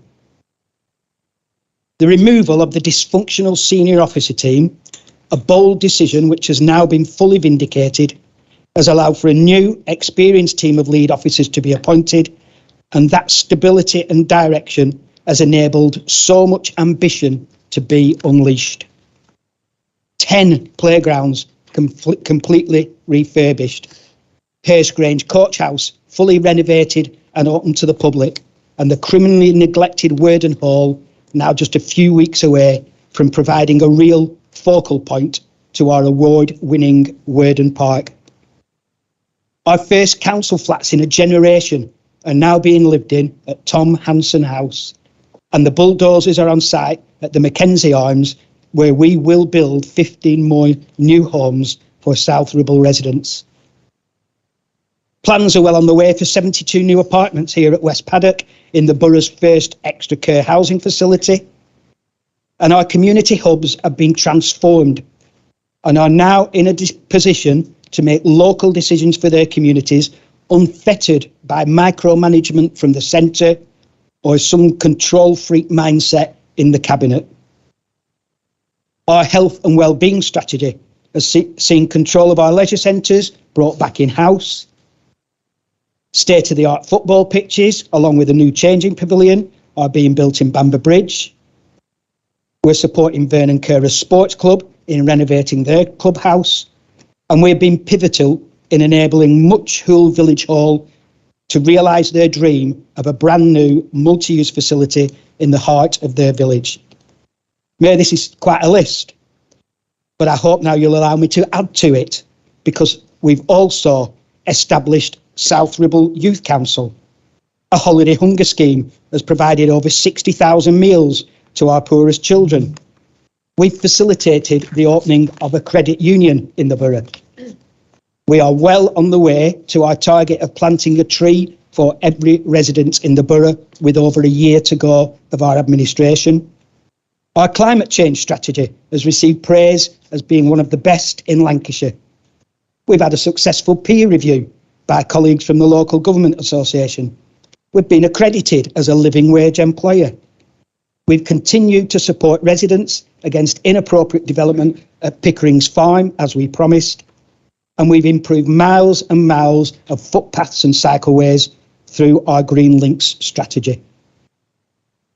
It would be remarkable for a district council to deliver this in any 3-year period. But when you consider that all of this has been realised despite Brexit and during a public health pandemic, well, I don't know about anybody else, Mr. Mayor, but I'm personally very impressed with what we've done. I will now turn to this year's budget. Mayor, I'm recommending to Council that for the second year running, we freeze the council tax that South Ribble Borough Council asks its residents to pay. Furthermore, you will see in the medium-term financial strategy that I'm making the unprecedented commitment to freeze council tax once again next year. This will mean for 3 consecutive years, this council has frozen the amount of money we ask our residents to pay. Mayor, in our first budget back in 2020, along with the help of our Liberal Democrat friends, we reduced the charge for collecting garden waste by £5 a year. In our entire 4 years in office, we will have increased our share of the council tax for a Band D property by just £4.36 a year. In an era of rising taxes and economic uncertainty, a significant proportion of our residents will actually be paying this council less in cash terms than they were when we took control, and everyone will be paying less in real terms. Added to this, our changes to the derided council tax support scheme mean that over 3,000 of our most vulnerable families have now been relieved of the burden of council tax altogether. In a national environment where a Conservative government is presiding over the highest tax burden since the 1950s, it's a Labour-led district council that is standing by our residents in minimising the tax burden they face. A key manifesto pledge we made 3 years ago, a pledge we have more than honoured. 3 years of ambitious and stable leadership 3 years of unprecedented activity and delivery, 3 years of financial prudence, and 3 years of council tax freezes. 3 years, Mr. Mayor, of real value for money. All of this is made possible by a real commitment to efficiency, as demonstrated in our significant progress on the shared services agenda, by an absolute focus on delivering on our priorities, and the fact that South Ribble continues to attract new business even in a time of lockdowns and pandemics. Whilst our council tax collections have remained largely static, as you would expect after the freeze last year, our business rates income has been gratifyingly buoyant.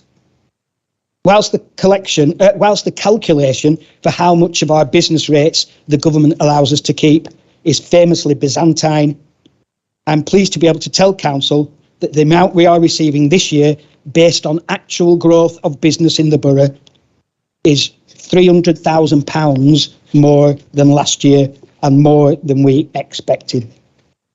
I'm also pleased to say that the government has belatedly agreed to the indexation of our Section 31 grant, which compensates us for the business rates we don't get from those businesses and organisations which are exempt.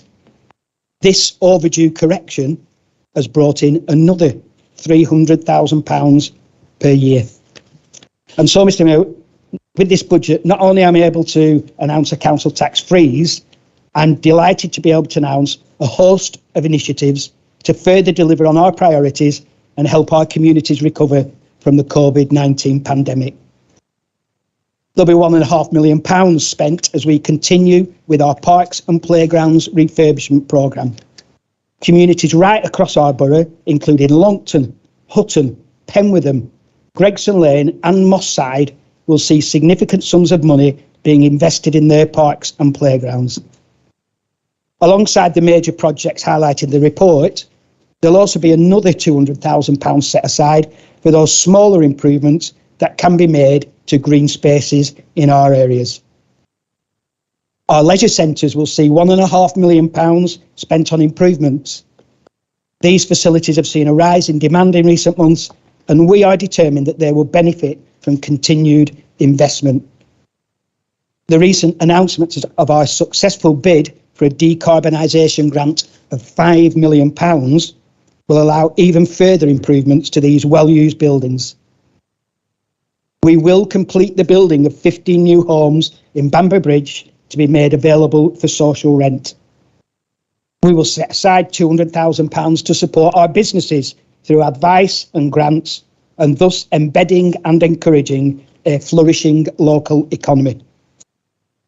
Our neighbourhood hubs will benefit from the ability to bid into a £250,000 pot via the Boost Fund to actively improve the lives of those who live in their area.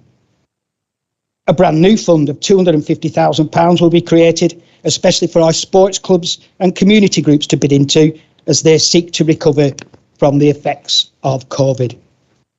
We'll invest £250,000 in our apprentices, creating new jobs within the council in areas of high demand. Cleaning up fly tipping and environmental improvements will also become a focus of increased activity, with an extra £200,000 of funding made available. And finally, in the year of the Queen's Platinum Jubilee, we will set aside £30,000 to provide support and advice to our residents as they plan to celebrate this unique event. None of this would have been possible without the people who make it happen, our incredible staff. In a time of great challenge, they've proved themselves to be flexible, committed and resourceful. Not only have they been a first point of call for many of our most vulnerable residents during the pandemic, they have supported and advised local businesses and worked with local charities and community organisations, often whilst being asked to work in a different part of the council than they are used to. And all of this whilst getting on and delivering the huge list of achievements I referred to earlier. They can be rightly proud of what they've achieved, and I know you would all want me to say thank you to them all, and I'm pleased to be able to take this opportunity to do so. Whilst it's not itemised in the budget papers before you, I make this public commitment to our staff tonight. We have become aware that the growth of the shared services agenda has led to some staff who are still employed solely by South Ribble Borough Council now find themselves on less favourable conditions than those who have moved into the new shared services posts. This is something we will address, and we've instructed the senior leadership team to be working on this in the immediate future. This administration is ambitious for our borough, and we know we sometimes ask a lot of our staff. And we recognise they consistently respond to those demands in a positive manner. And my message to all those staff tonight is we are on your side. Mayor, over the past 2 years, district councils like South Ribble have proved they can be the most flexible and effective branches of local government. We know our communities and we know our people. And through our corporate strategy, we have articulated our ambition for our borough to be a healthy and happy community, flourishing together in a safer and fairer borough that is led by a council recognised for being innovative, financially sustainable and accountable. And with this budget, Mayor, I believe we are presenting the most optimistic, ambitious and forward-looking plan that this council has seen for many, many years. I'm happy to commend it to all. I move the report. Thank you.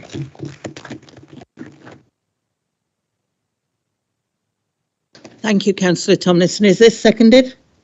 It is seconded, Mayor. Now, Reverse of the. Wish to speak. Councillor Walton.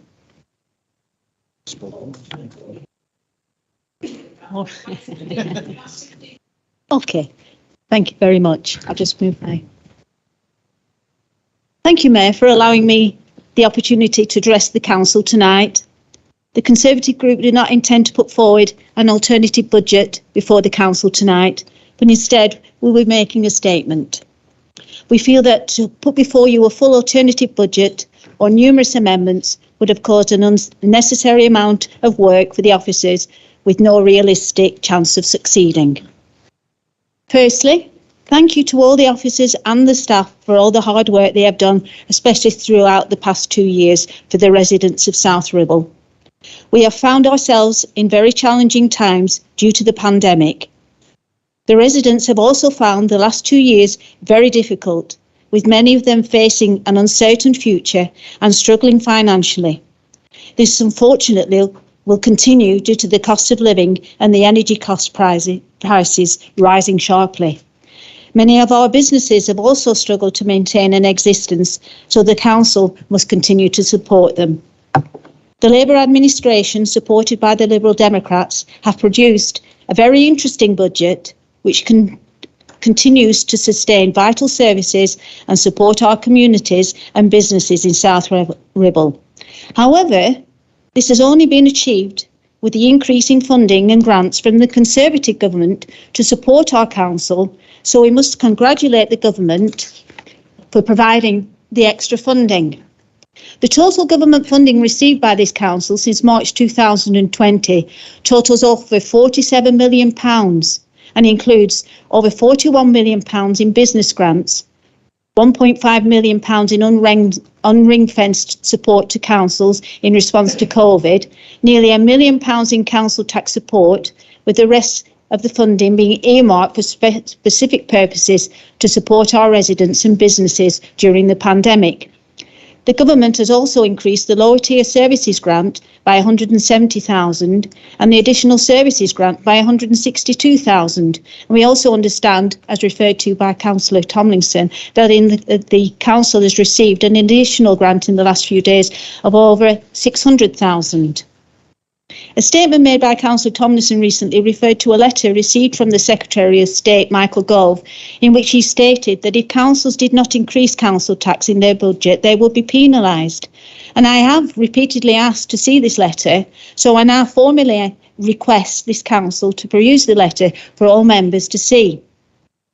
The increase in funding available to the council has allowed the 1.99% council tax increase in the original budget papers presented to Cabinet to be frozen for the next 2 years, and we fully support this council tax freeze. We feel that it is very important to help our residents in any way we can during these difficult financial times.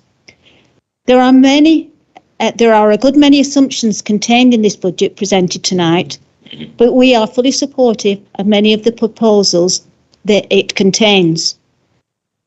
We are very pleased that this administration is continuing the good work which the previous Conservative administration began when we created the Central Park and the award-winning Worden Park, especially the installation of play equipment for disabled children, supporting businesses to create good employment opportunities, working with partners, developing the apprentice factory, delivering new and affordable homes, supporting our ageing and vulnerable residents, developing and supporting the volunteer and faith sectors, business transformation, as included in our corporate plan from 2019 to 23. The list does go on. We welcome the continued improvement to parks, open spaces and playgrounds, improving the health and well-being of our residents, supporting sports, communities and the environment for all our residents, and to support residents and businesses throughout the borough, especially in the continuation of the apprentice scheme and the climate change agenda. Residents must have access to the most appropriate services and support when they need it most. What gives us the greatest concern is the growing level of debt which this Labour administration is planning to lead the borough into over the next 2 years. The previous Conservative administration left this authority in a very financially robust situation and totally debt-free to enable the financing of many of these worthwhile projects. This spending spree amounts to £71.6 million and will leave our residents with an eye-watering borrowing debt which will take generations of council taxpayers to pay off, placing a heavy burden on our children and grandchildren for the future. When we read sentences with the words requirement to be affordable and prudent and value for money to be demonstrated, yet this Labour administration is pushing ahead with a loss-making project such as the Mackenzie Arms site in Bamber Bridge, spending £3 million to build 15 social houses, despite outside advice to consider a more affordable and better value money project on the site, leaving more money to purchase or build more social homes for our residents. This council may find themselves with a significant gap between the capital funding requirements and the borrowing levels in the future. The Conservative group are also very concerned over the increase in the administrative charge increase from 5% to 12.5% on the Disabled Facilities Grant, taking money from the most vulnerable, disabled and disadvantaged members of our borough, both young and old, which we should be protecting and safeguarding. This issue was discussed at the Scrutiny Committee and an amount of £55,000 has been placed in a new reserve fund. Can you explain why? We should be increasing the amount of funds available to support our residents and informing them of all the grants that are available for them to apply for. And as a group, we have decided in these unprecedented times, our residents would want us all to work together to help them and businesses recover. And we also acknowledge that there are a number of uncertainties going forward in the future. There are many issues we strongly disagree with in this budget, but we will not be voting against it tonight. But we will be very mindful of the amount of borrowing and debt that this authority will be subjecting all our residents to in the future. Thank you, Mayor. Thank you, Councillor Walton. Councillor Turner. And I can say that the Liberal Democrat group won't be proposing any amendments to this budget. We fully support the budget. Some of the key messages that Councillor Tomlinson has told us about tonight, the key storylines are some of the best information news that I've heard for some time, particularly focusing on freezing the council tax. And you know, with respect, I'm a member of the Governance Committee and we do scrutinise the financial figures there as a collaborative group across all parties. And I'll be honest, my opinion, I know, is I fail to see any issues about putting this council into any financial dire straits. In fact, if anything, we have, over 60 million in reserves. We also have grants which would have been dished out potentially in the circumstances by any national government, which the Labour minority administration, I have confidence in managing appropriately. So we've got lots of bundles of money to give out to improve lots of different aspects of the services of our community, and I'm confident that you'll manage that appropriately. Finally, I'd just like to thank the officers for their hard work, particularly Louise and the other officers working for this budget. I'm really looking forward to the way we're going to manage the services in this community. And, things can change within 24 hours. We've potentially got another war waging in Europe potentially. So God knows where we're going to be this time next month. But at the end of the day, things do change financially. But at the moment, I applaud Councillor Tomlinson's budget, and I'm excited to be working with him in the future. And any support we can give you, we will do. Thank you. Thank you, Councillor Turner. Anybody else? I'm looking. Yes. Oh, Mr. Smith. I'm not getting jiggy with it, Mr. Mayor, just to say. Thank you.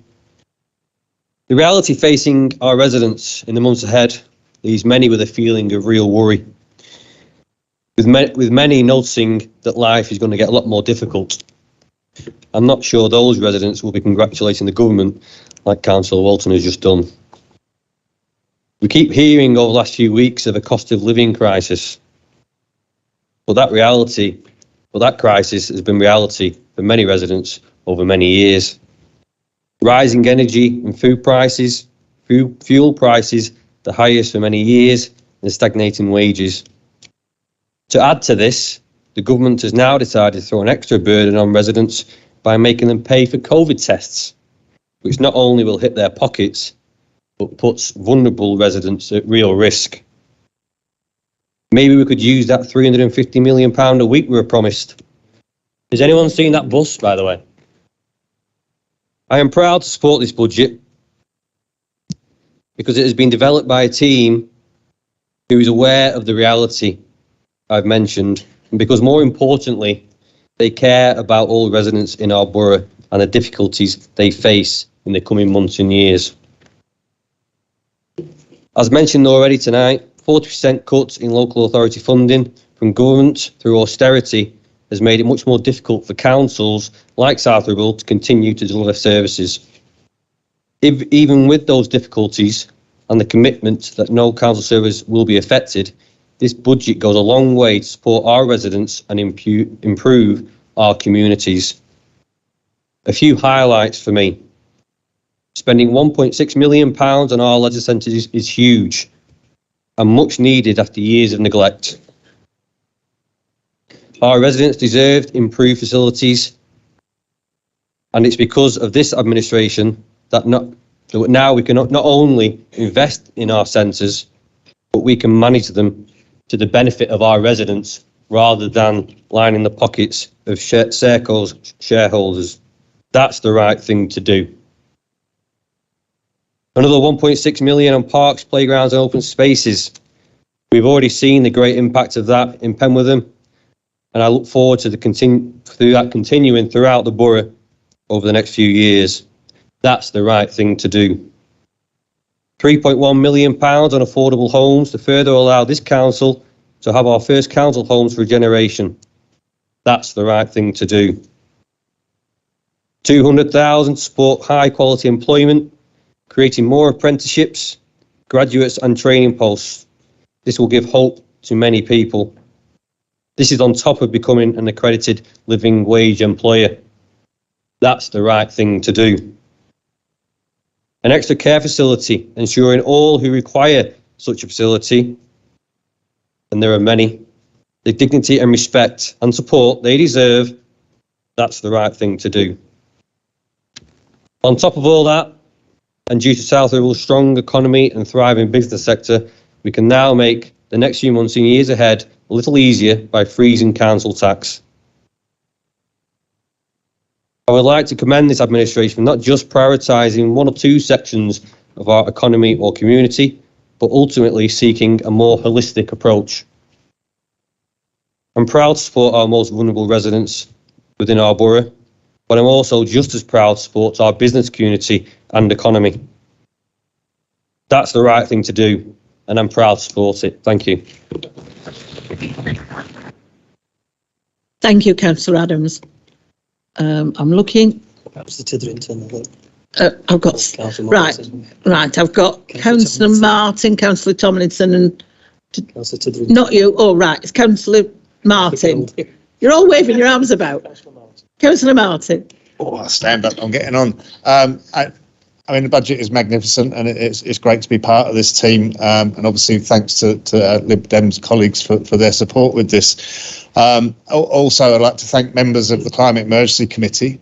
That's everyone from the Conservative group and a Lib Dem representative for the work that they put in there, which has helped to successfully get £5 million that will go towards. You missed that in the budget, didn't you? You're looking at, oh, yeah. Okay, I'm not pointing at you, I'm singling you out. Which is that's a magnificent, and that is because we let our officers do the work that they're best at, and we gave them the tools to do it. We recruited so they could have more capacity, and this is the benefit. I mean, we've got solar panels on the roof, which are going to help us hit the climate target that we proposed and wanted, and the £5 million will also help us do that as well, and it will also encourage residents and help them live a healthier and longer life. Thank you. Thank you, Councillor Martin. I'm looking. Yes, Councillor. Oh, are you fighting for it? All right. Councillor Aniela Belinsky. Thank you, Mayor, and thank you, Councillor Tomlinson, for presenting this ambitious and exciting budget. And I also would like to add my name to the list of people that feel privileged and proud to be part of an administration proposing this budget, not least because communities are at the heart of our decision making. As a portfolio holder for communities, it is fantastic, and I must admit equally daunting, to see the Boost Fund for the community hubs increase from 25,000 a year to 250,000. I was shocked when I heard this amount of money, but the community in South Ribble have suffered through COVID, so this will be a boost to that our communities need. The 5 community hubs in each area, as Councillor Tomlinson stated, now have the autonomy to reach down into the roots of their communities and support new growth and development. The hubs have been extremely successful and brought forward a raft of projects. For example, access to the Eagle and Child Bowling Green with a new access ramp, the new changing rooms for the cricket ground on Gregson Lane, a much needed food bank in Bamber Bridge and signage, as well as a brand new focal point set to come to Penwitham in the next few months. I'm really pleased the leader and the cabinet can see the benefit the community hubs bring with their independence and grassroots model. And I may say here that this evening to all councillors, if this budget is voted through, this is a great opportunity for you to go out into your communities and ask them what they would like to see supported, developed and started in the next 12 months, because we have the money and we can act upon their wishes. Listening to your speech, it is impressive how much this council has delivered, even throughout the pandemic, as you've said. But for me, more importantly, we are delivering on things our community have asked for. We are a cooperative, compassionate and caring council, and this budget is all the evidence we need to prove it. Thank you, Mayor. Thank you, Councillor. Councillor Titherington. Yeah, I thought I was the invisible man there for a moment. But you know, that was the budget that was, and what a budget it was. And I want to add my congratulations and thanks to my fellow cabinet member, Councillor Matthew Tomlinson, for the construction and the excellent presentation for tonight's budget. You know, it's been said, but you know, sometimes in politics, you're associated with something that makes you feel immensely proud. It makes you feel that you're making a real and positive difference to people's lives. And when you hear of the vast array of achievements that we have outlined by Councillor Tomlinson in the 3 years that we've been leading this council, supported by our friends in the Liberal Democrats, is that you see that what we are proposing, and you see what we are proposing for the future, you will realise that tonight is one of those occasions. This budget has something for everyone. It will enable us to deliver our corporate plan, which the party opposite felt they couldn't support, and it will empower our communities to grow and thrive. I think we've all been in awe with the way that our communities have responded to the traumas that we've experienced in recent years, and I'm sure community activists will all welcome the opportunity to access the support that will be made available to them through this budget. We're doing what we said we would do, from our community wealth building programme, our leisure and sports strategy, whether we're tackling climate change, emergency or inequalities, from Longton to Leyland, Walmer Bridge to Wantler, from Penwitham to the parishes, right across the borough, communities of South Ribble will be supported and benefit. I know from the sports clubs that have contacted me, many of them are in desperate need of support, and I know that they will be happy to see the allocation of funds in which they will be able to access. Mayor, I want to draw members' attention to the reference made in the papers to the announcement that we have been successful with our decarbonisation and electric charging points grant bids. These successful bids amount to over £5 million and will represent a giant leap forward in our objective to become a carbon neutral borough by 2030 and tackling climate change. In welcoming this, I want to pay my tribute to the officers for the amount and quality of work that they have put in the formulation of these successful bids. And I am sure the council will join with me in expressing their appreciation to them all. It's our intention to start work immediately on these projects, and once completed, the use of fossil fuels to power our leisure centres, depot and offices will be considerably reduced. And in showing our appreciation of the work our officers do, I am pleased to note Councillor Matthew Tomlinson's statement of intent to harmonise all staff on the shared services terms and conditions. Wherever you look in this budget, you see investment in the future, in the young, in real jobs, in our communities, in health and well-being, in social housing, in our parks and green spaces, in our building and assets, in our businesses, in the visitor economy, in the digital accessibility, in our services, in the environment, and in diversity and equality. It's a balanced budget in more ways than one. It's been made more possible by the prudent way that we have dealt with finances. We're able to relieve and/or contain the council tax burden. In knowing what it takes to improve the quality of life of our residents and to attract businesses. It's a budget that is the envy of many. It has the wow factor. It's exciting and progressive, and I'm proud to support it. Thank you, Ben. Thank you, Councillor Titherington. Councillor Michael Green. Thank you, Mayor. Just some brief comments from me, if I may. Can I begin by commending our officers at South Ribble for their work, not just on the budget, but for their work year round, particularly in what have been some trying times for everyone. Can I also welcome a number of items which are contained in the budget, particularly the capital programme and the playground schemes, including the playground scheme at Mosside Village Green, which will be welcomed by the residents when it arrives. And I put on record again my thanks to Councillor Mrs Jones, who listened to the community and ourselves as local councillors at the time and put it in the plans, so thank you for that. Can I commend Councillor Walton's speech this evening, which I think covered a number of concerns that we do have whilst we are supporting this budget, there are a number of concerns that we do have, and I commend her speech and agree with the comments contained therein. And particularly would like to place on record my thanks to the government for the support that they've given to the council and the residents of South Ribble. And I think Councillor Walton made reference to it being £47 million worth of funding from the Prime Minister, the Chancellor and the government, which is very much to be welcomed and thanked. And that enables us as a council to do a lot of the good things that we're able to do. Can I thank Councillor Tomlinson for bringing forward the budget this evening, and as I said earlier this evening, for his performance at scrutiny, and for coming and answering questions to the scrutiny committee, which was appreciated. I know Councillor Tomlinson's comments elsewhere about him never being in agreement to budgets being proposed, agreed, and then subsequently amended on the night of council itself by the said portfolio holder.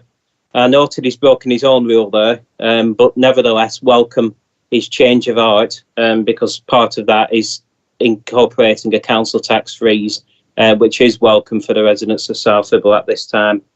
I'll leave my comments there, Mayor, and listen to the rest of the debate, and hopefully we can move to the vote quickly, so we can get on with other business this evening. But thank you. Thank you, Councillor Green. Now, I'm looking to see if there's anybody else. I know, I'm just checking, you're going to be last, right? And then people won't shout at me for going back. Now, is that it? Have we all added 2 Pennyworth? Yes? You sure? Right, okay.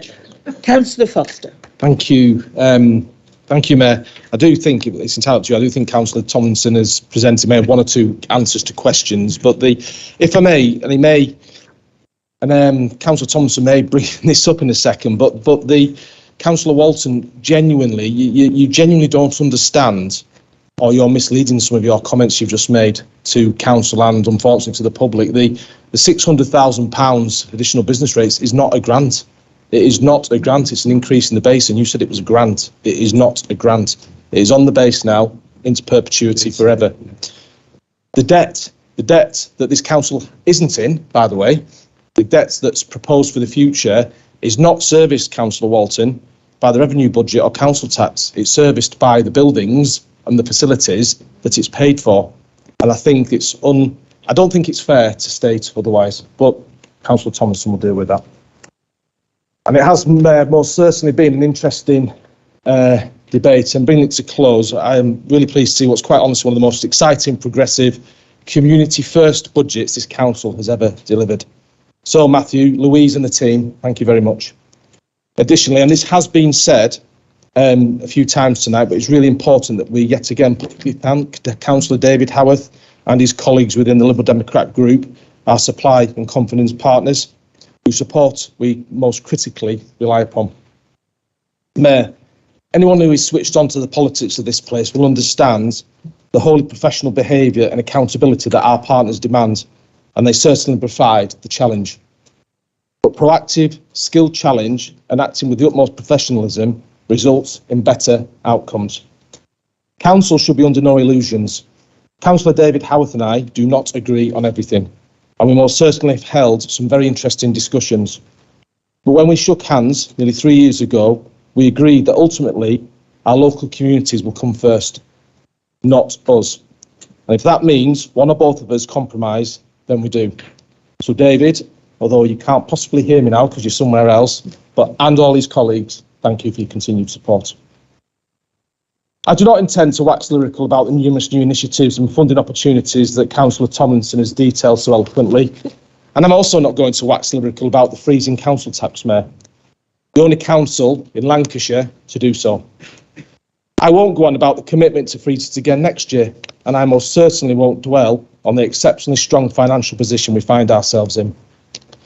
Some opposite would have you believe that this is all down to COVID, but absolute rubbish. There are district councils in Lancashire that have received significantly more in grant funding from government than us, but find themselves in a huge deficit position. That's Conservative-controlled Pendle, who have had to borrow a staggering £1 million from reserves to balance their budget this year. So 2 Lancashire district councils, Mayor, a Labour-led South Ribble and a Tory-led Pendle. Both received COVID grant funding. One ends up with a healthy surplus, one ends up with a 1 million deficit. So what can we surmise from this? I tell you what we can surmise, that the position we find ourselves in has nothing to do with the government COVID funding, but everything to do with the vision, capability and leadership of this council at both political and officer level. We find ourselves quite possibly in one of the strongest financial positions of any local authority in the North West. We have significantly eliminated the budget deficit and there is much, much more to come. When we inherited this authority from the South Ribble Conservatives, the budget, just like the council, was all over the place. They budgeted for 4 continuous years of 2% council tax hikes, each and every year. We will deliver 3 years of no council tax increases at all. We're delivering far more for less money. We've reduced the green bin charges, 3,000 of our most disadvantaged residents taken out of council tax totally. We provide support for the vulnerable. We feed our kids. We provide dignity and opportunity for all. We've brought leisure services back under the direct control of this council. Not only have we then improved this service, we have generated savings of almost £300,000 a year, much more for the less, Mayor. We're delivering the first council housing in the generation, extra care schemes for our elderly, who can then, within our community, so they can retire with dignity. The biggest ever investment in our parks and open spaces. We are regenerating Leyland and Pemberton, huge plans for Lostock and Longton, state-of-the-art 3G football pitches in Bamber Bridge. We funded the community centre in Hull to the tune of £250,000. We ensured the Jewel in the Crown, Worden Hall, stayed under this council's ownership and will be brought back into all its glory this very summer. We're delivering the first ever South Ribble Party in the Park, where thousands of our local residents will party like never before. I could go on, I really could, and I will. Shared services with our friends in Chorley. This agreement delivers big time, and we've improved service delivery in some areas beyond recognition. The savings we have generated in sharing services has delivered savings of around £650,000, which would equate to an 8% hike in council tax if we had to find that money elsewhere. But there's no hike in council tax from this administration, just a multitude of projects, efficiencies, support, dignity and delivery. But Mayor, the facts are the facts. We are delivering the biggest ever budget for much less, and during the most severe global pandemic in 100 years. The officers of this council have stood up and been counted. They are wonderful, and we are all genuinely humbled and eternally grateful for their efforts. My colleagues in the Cabinet work tirelessly and continue to deliver week after week, month after month. The Labour group maintain the pressure, keep dealing with the frontline issues our communities face, and keep delivering solutions they require. I started, Mayor, by saying this was singularly the most exciting, progressive, community-first budget this council has ever delivered. I am now sure that each and every one of you agree, and I commend it to council. Thank you. Thank you, Councillor Foster. And now then, Councillor Tomlinson, would you like to reply to all that? Just very, very briefly, and can I thank everybody for their kind words? It's genuinely appreciated. I don't think I've ever either delivered or seen a budget that has gained such overall approval, really, and so I don't want to dwell too long before people change their minds. But there are one or two things I do need to point out, and just to echo Councillor Foster's point, we aren't able to deliver this budget because of the generosity of the Conservative government. Money raised through business rates is paid by businesses. It's not a grant from government. It's because of increased business activity in the borough, and it's not going to disappear. It's going to continue to grow because we are taking steps to embed and encourage that business growth. And I am disappointed that Councillor Mrs. Walton brought up the DFG administration figures, because it was brought up at scrutiny. I did listen to scrutiny and I addressed it on Saturday morning so that we didn't have to talk about it again today. So everybody who was at the briefing, either at home or in the room, knows that there will be no detriment to any disabled person who applies for a grant because of this change. You look across the councils of Lancashire and the average admin fee for DFG grants is 12.4%. We were charging 5%. And as a part of a benchmarking exercise, which is what we should always be doing, we should always be carrying out benchmarking exercises, comparing ourselves to other councils, this was seen as a real outlier. So we've moved to the average. We're not the highest, some charge 15, we are average. But concern was raised at scrutiny, and so I made the commitment that should the entire grant be spent, and it hasn't been for the last 5 years, but should the entire grant be spent, we'd put another 55,000 in out of reserves. It's not our responsibility. The DFG grant comes from county council, but should it be spent, we will put extra money into the reserve to allow for what we've taken off for an admin fee. It's right we cover our charges when we're administering things for other people, and it only brings us into line with other people. And a couple of people have raised the COVID grants that we've had, and it has been a significant amount of money. And I've been really honest when I've had the opportunity to say I thought the furlough scheme was well administered and it was the right thing at the right time and has been proved right. So I think it's really important that even when opposition politicians do something that works and is right, you say so. The furlough scheme cost this country billions, but it kept people with food and shelter and a roof over their head for many, many months when we're in lockdown. And most of those people have kept the jobs as the furlough schemes wound down. So I said that was the right thing to do. And the business rates, holidays and the help for businesses was also the right thing to do. Did we get £47 million? Yes, we did. And do you know what we did with it? We gave it to local businesses. Jonathan and his team here spent months just passing the money on to local businesses so that they could keep going. And thankfully, most of them are still here.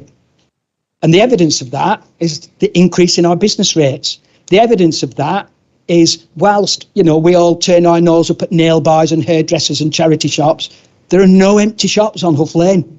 The evidence of that is we've got 93 properties that we can lease out. We have no vacancies, none. If people come to us and say, have you got a unit we can have? The answer is no, because business in South Ribble is thriving. So, we got the money. Yes, we did. Was it the right thing to give us the money? Yes, it was. And have we spent it appropriately? Yes, we have. But this balanced revenue budget, a balanced budget, we're not taking any money out of reserves to balance this budget, is balanced because of the way we've managed the accounts, because of the way we've planned ahead, and because of the, frankly, incredible growth of business in our borough. We should all welcome that. Thank people again for the positive comments. It's been gratifying to listen to, and I now move that we go to the vote, Mr. Mayor. Thank you. Thank you, Councillor Tomlinson. Yeah, we will be going to the vote now, and I'm just going to tell you what you're voting for, just in case you're all dozed off. Right. Please note one vote that will cover the budget, the council tax setting, and all the other issues covered by the report and its appendix. And that's one vote for the lot. Okay, everybody, we're not going to do 16 votes for different things. One vote for the lot. So it's going to be a recorded vote, everybody. Thank you, Mayor. Yes, this is a recorded vote, so I'll read each councillor's name in turn. If you can indicate for, against or abstain. Councillor Adams. For. Yes. Councillor Bell. For. Councillor Blow. Councillor Buttery. Councillor Bilinski-Gelder. Councillor Coulton. Councillor Evans. For. Councillor Flannery. For. Councillor Foster. For. Councillor Hancock. For. Councillor Higgins. For. Councillor Hunter. Councillor Jones. Councillor Lomax. Councillor Marsh. Councillor Martin. Councillor Moon. Councillor Mullineaux, Councillor Ogilvie, Councillor Rainsbury. Oh, sorry.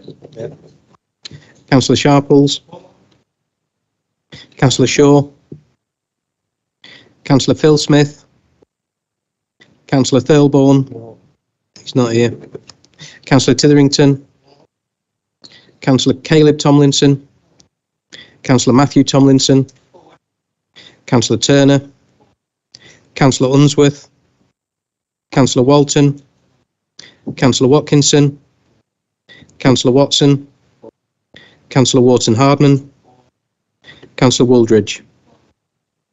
Thank you. That motion is carried unanimously, Chair.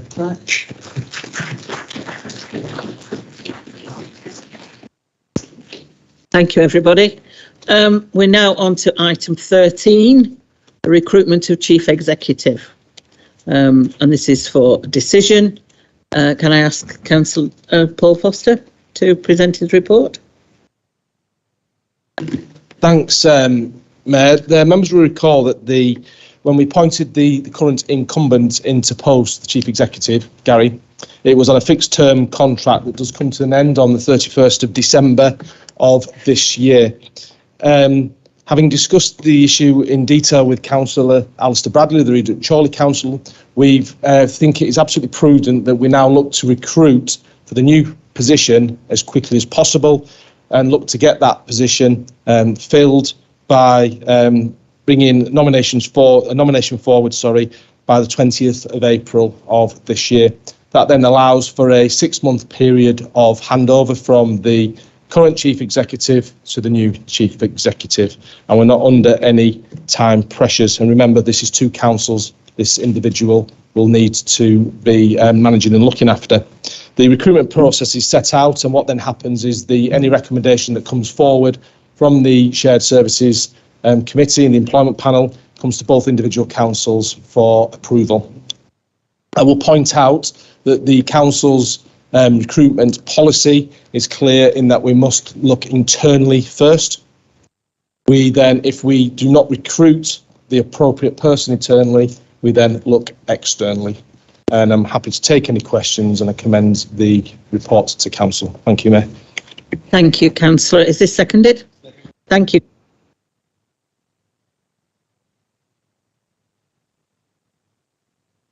No. Oh, Councillor Walton. I'm afraid tonight we will not be voting for this. We feel that we should go out to the market, and it should be benchmarked and see what's out there. We know, and in the future we might want to reconsider going in different directions with a separate Chief Executive.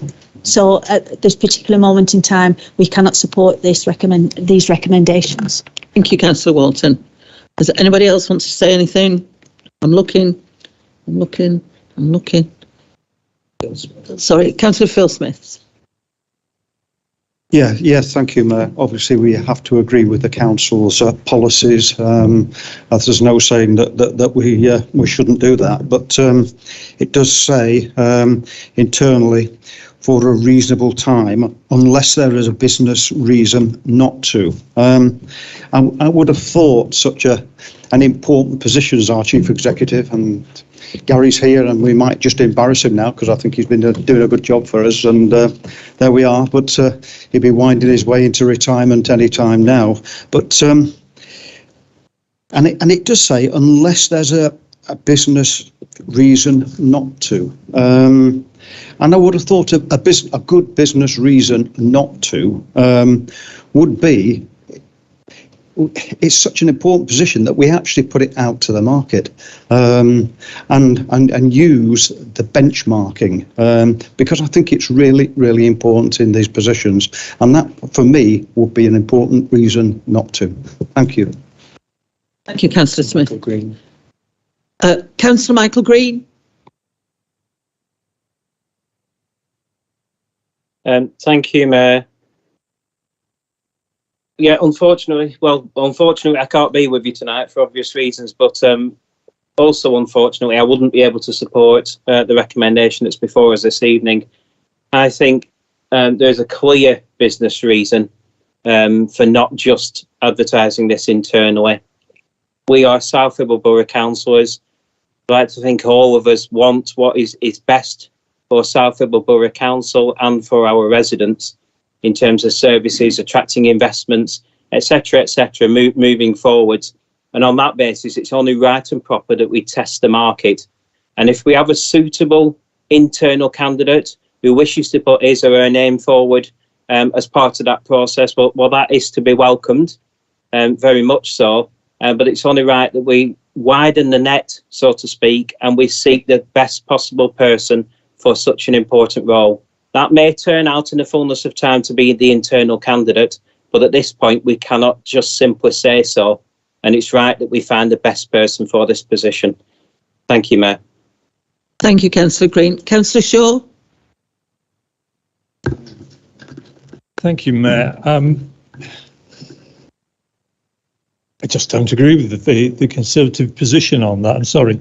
I think we do need to look internally. I have thought carefully about this because I think I'm sorry, Gary, but I do think we've been very lucky to have had Gary working as the shared chief executive.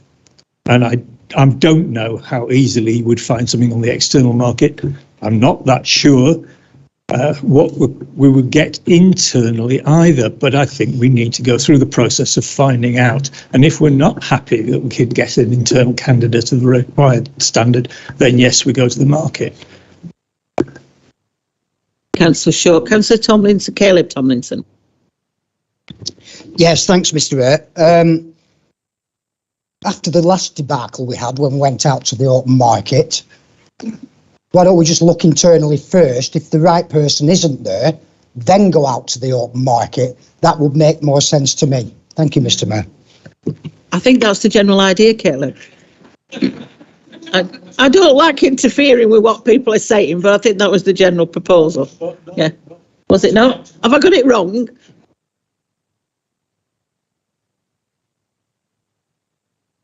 Yeah, well, I don't think it was the position. I mean, I think we've got a position here where we've been arguing against what the recommendations were, in that we should go out to the market. When what's being recommended here is that we, well, I mean, I think what I'm trying to do is agree with Councillor Caleb Tomlinson and Councillor David Shaw, is because, I mean, I don't see it as a business case argument.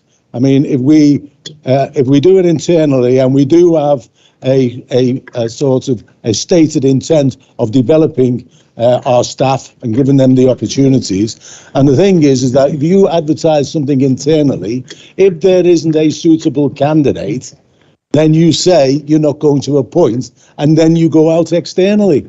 So I don't say there's an argument about a business case. You can argue against it for just because, you know, you want to be negative, but you can't argue it from a business case. So, I mean, I support the recommendation that we go internally, and if there isn't a suitable candidate, we would then go external. Thank you, Councillor. I think you misunderstood. I was like saying that's what we were discussing. Oh, sorry. Do apologise for not actually knowing what's going on. Right, and I happen to be the chair, and I don't know what's going on. Councillor Foster. Just comment on a couple of the statements that have been made. The Councillor Smith, it's nice to hear you congratulating the job that Gary Hall has done over the last couple of years, because your group voted against him being appointed, I do recall. I also recall that your group also supported the policy that we are enacting here, which is our recruitment policy. You're now wanting us to work outside of that policy. Now, let me remind all councillors, this council now works within its policies, not Councillor Smith, not outside them, because that's illegal. It sounds as well that you've already predetermined the opportunities and the capabilities of some of our internal candidates. Our policy states we look internally first, and that's exactly what we're going to do. And if the right candidate is there, the right candidate will be brought back to this council, and we will adopt or not adopt. If the right candidate isn't there, we won't. We'll go external. That's a democracy. I am not allowing this council to work outside its approved policies. let's go to the vote, Mayor. Thank you. I'm all in favour of sticking to policies. Councillor Turner. Thanks, Mr. Mayor. Something I'd like to just touch on as well, based on what Councillor Tithington and Councillor Foster said. Don't forget, it's great to create an environment where you promote internally, if that does happen, because then it provides a career development opportunity for somebody else to take on the role of the person that's been promoted. And what you find that does in an environment at work is it inspires and other people around to think that they've got a chance, and they're part of an organisation that's developing their existing staff and giving them a chance. So, let's not forget that as well. Thank you. Thank you, Councillor Turner. Councillor Will Adams. Yay. Thank you, Mayor. Just a quick one. I think members on all sides this evening have acknowledged the amazing work our officers have done over the last 2 years. And I can't just get my head around the fact of saying, yes, they've done a great job, but then we can't trust them potentially to be having the top job at the council. For me, that doesn't make sense. This is the right thing to do, and this is the right approach to take. Thank you.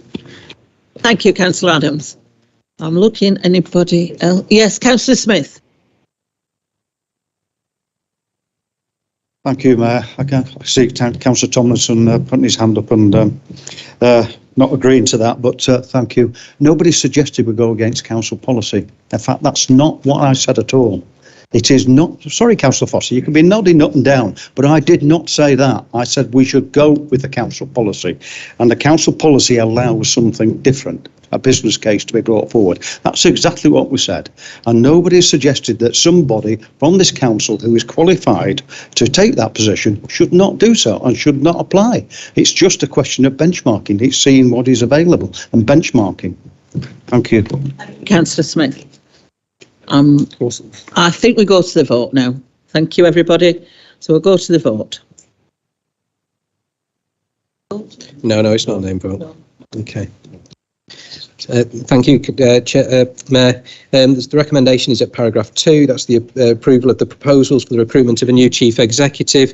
We'll do the vote by a show of hands. All those in favour of that proposal, if they can raise their hand, please.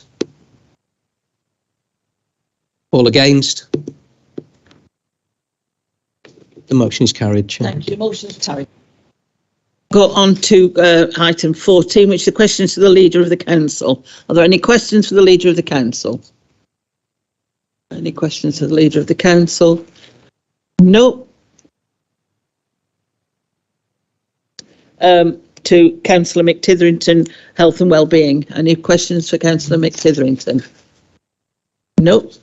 Good. For Community, Social Justice and Wealth Building, Councillor Leyland Gelder. Anybody? No, thank you. Questions to Finance, Properties and Asset, Councillor Matthew Tomlinson. Oh, I think you've had enough questions, don't you, tonight? I think you might have earned your money. Right, questions to Cabinet Member for Planning, Business Support and Regeneration, Councillor Bill Evans. No questions, thank you. Right, we now come to the exclusion of press and public. This is an item for decision. Please can I ask the Leader of the Council, Paul Foster, to propose that press and public are excluded from the meeting. Yes, unfortunately, Mayor. Yeah, thank you. Is that seconded? Seconded. Thank you.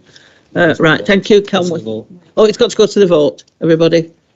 Yeah, we're all happy about that. Right, thank you, everybody. It's passed. So, to YouTube. Bye-bye, everybody at home. Hope you've had a lovely evening.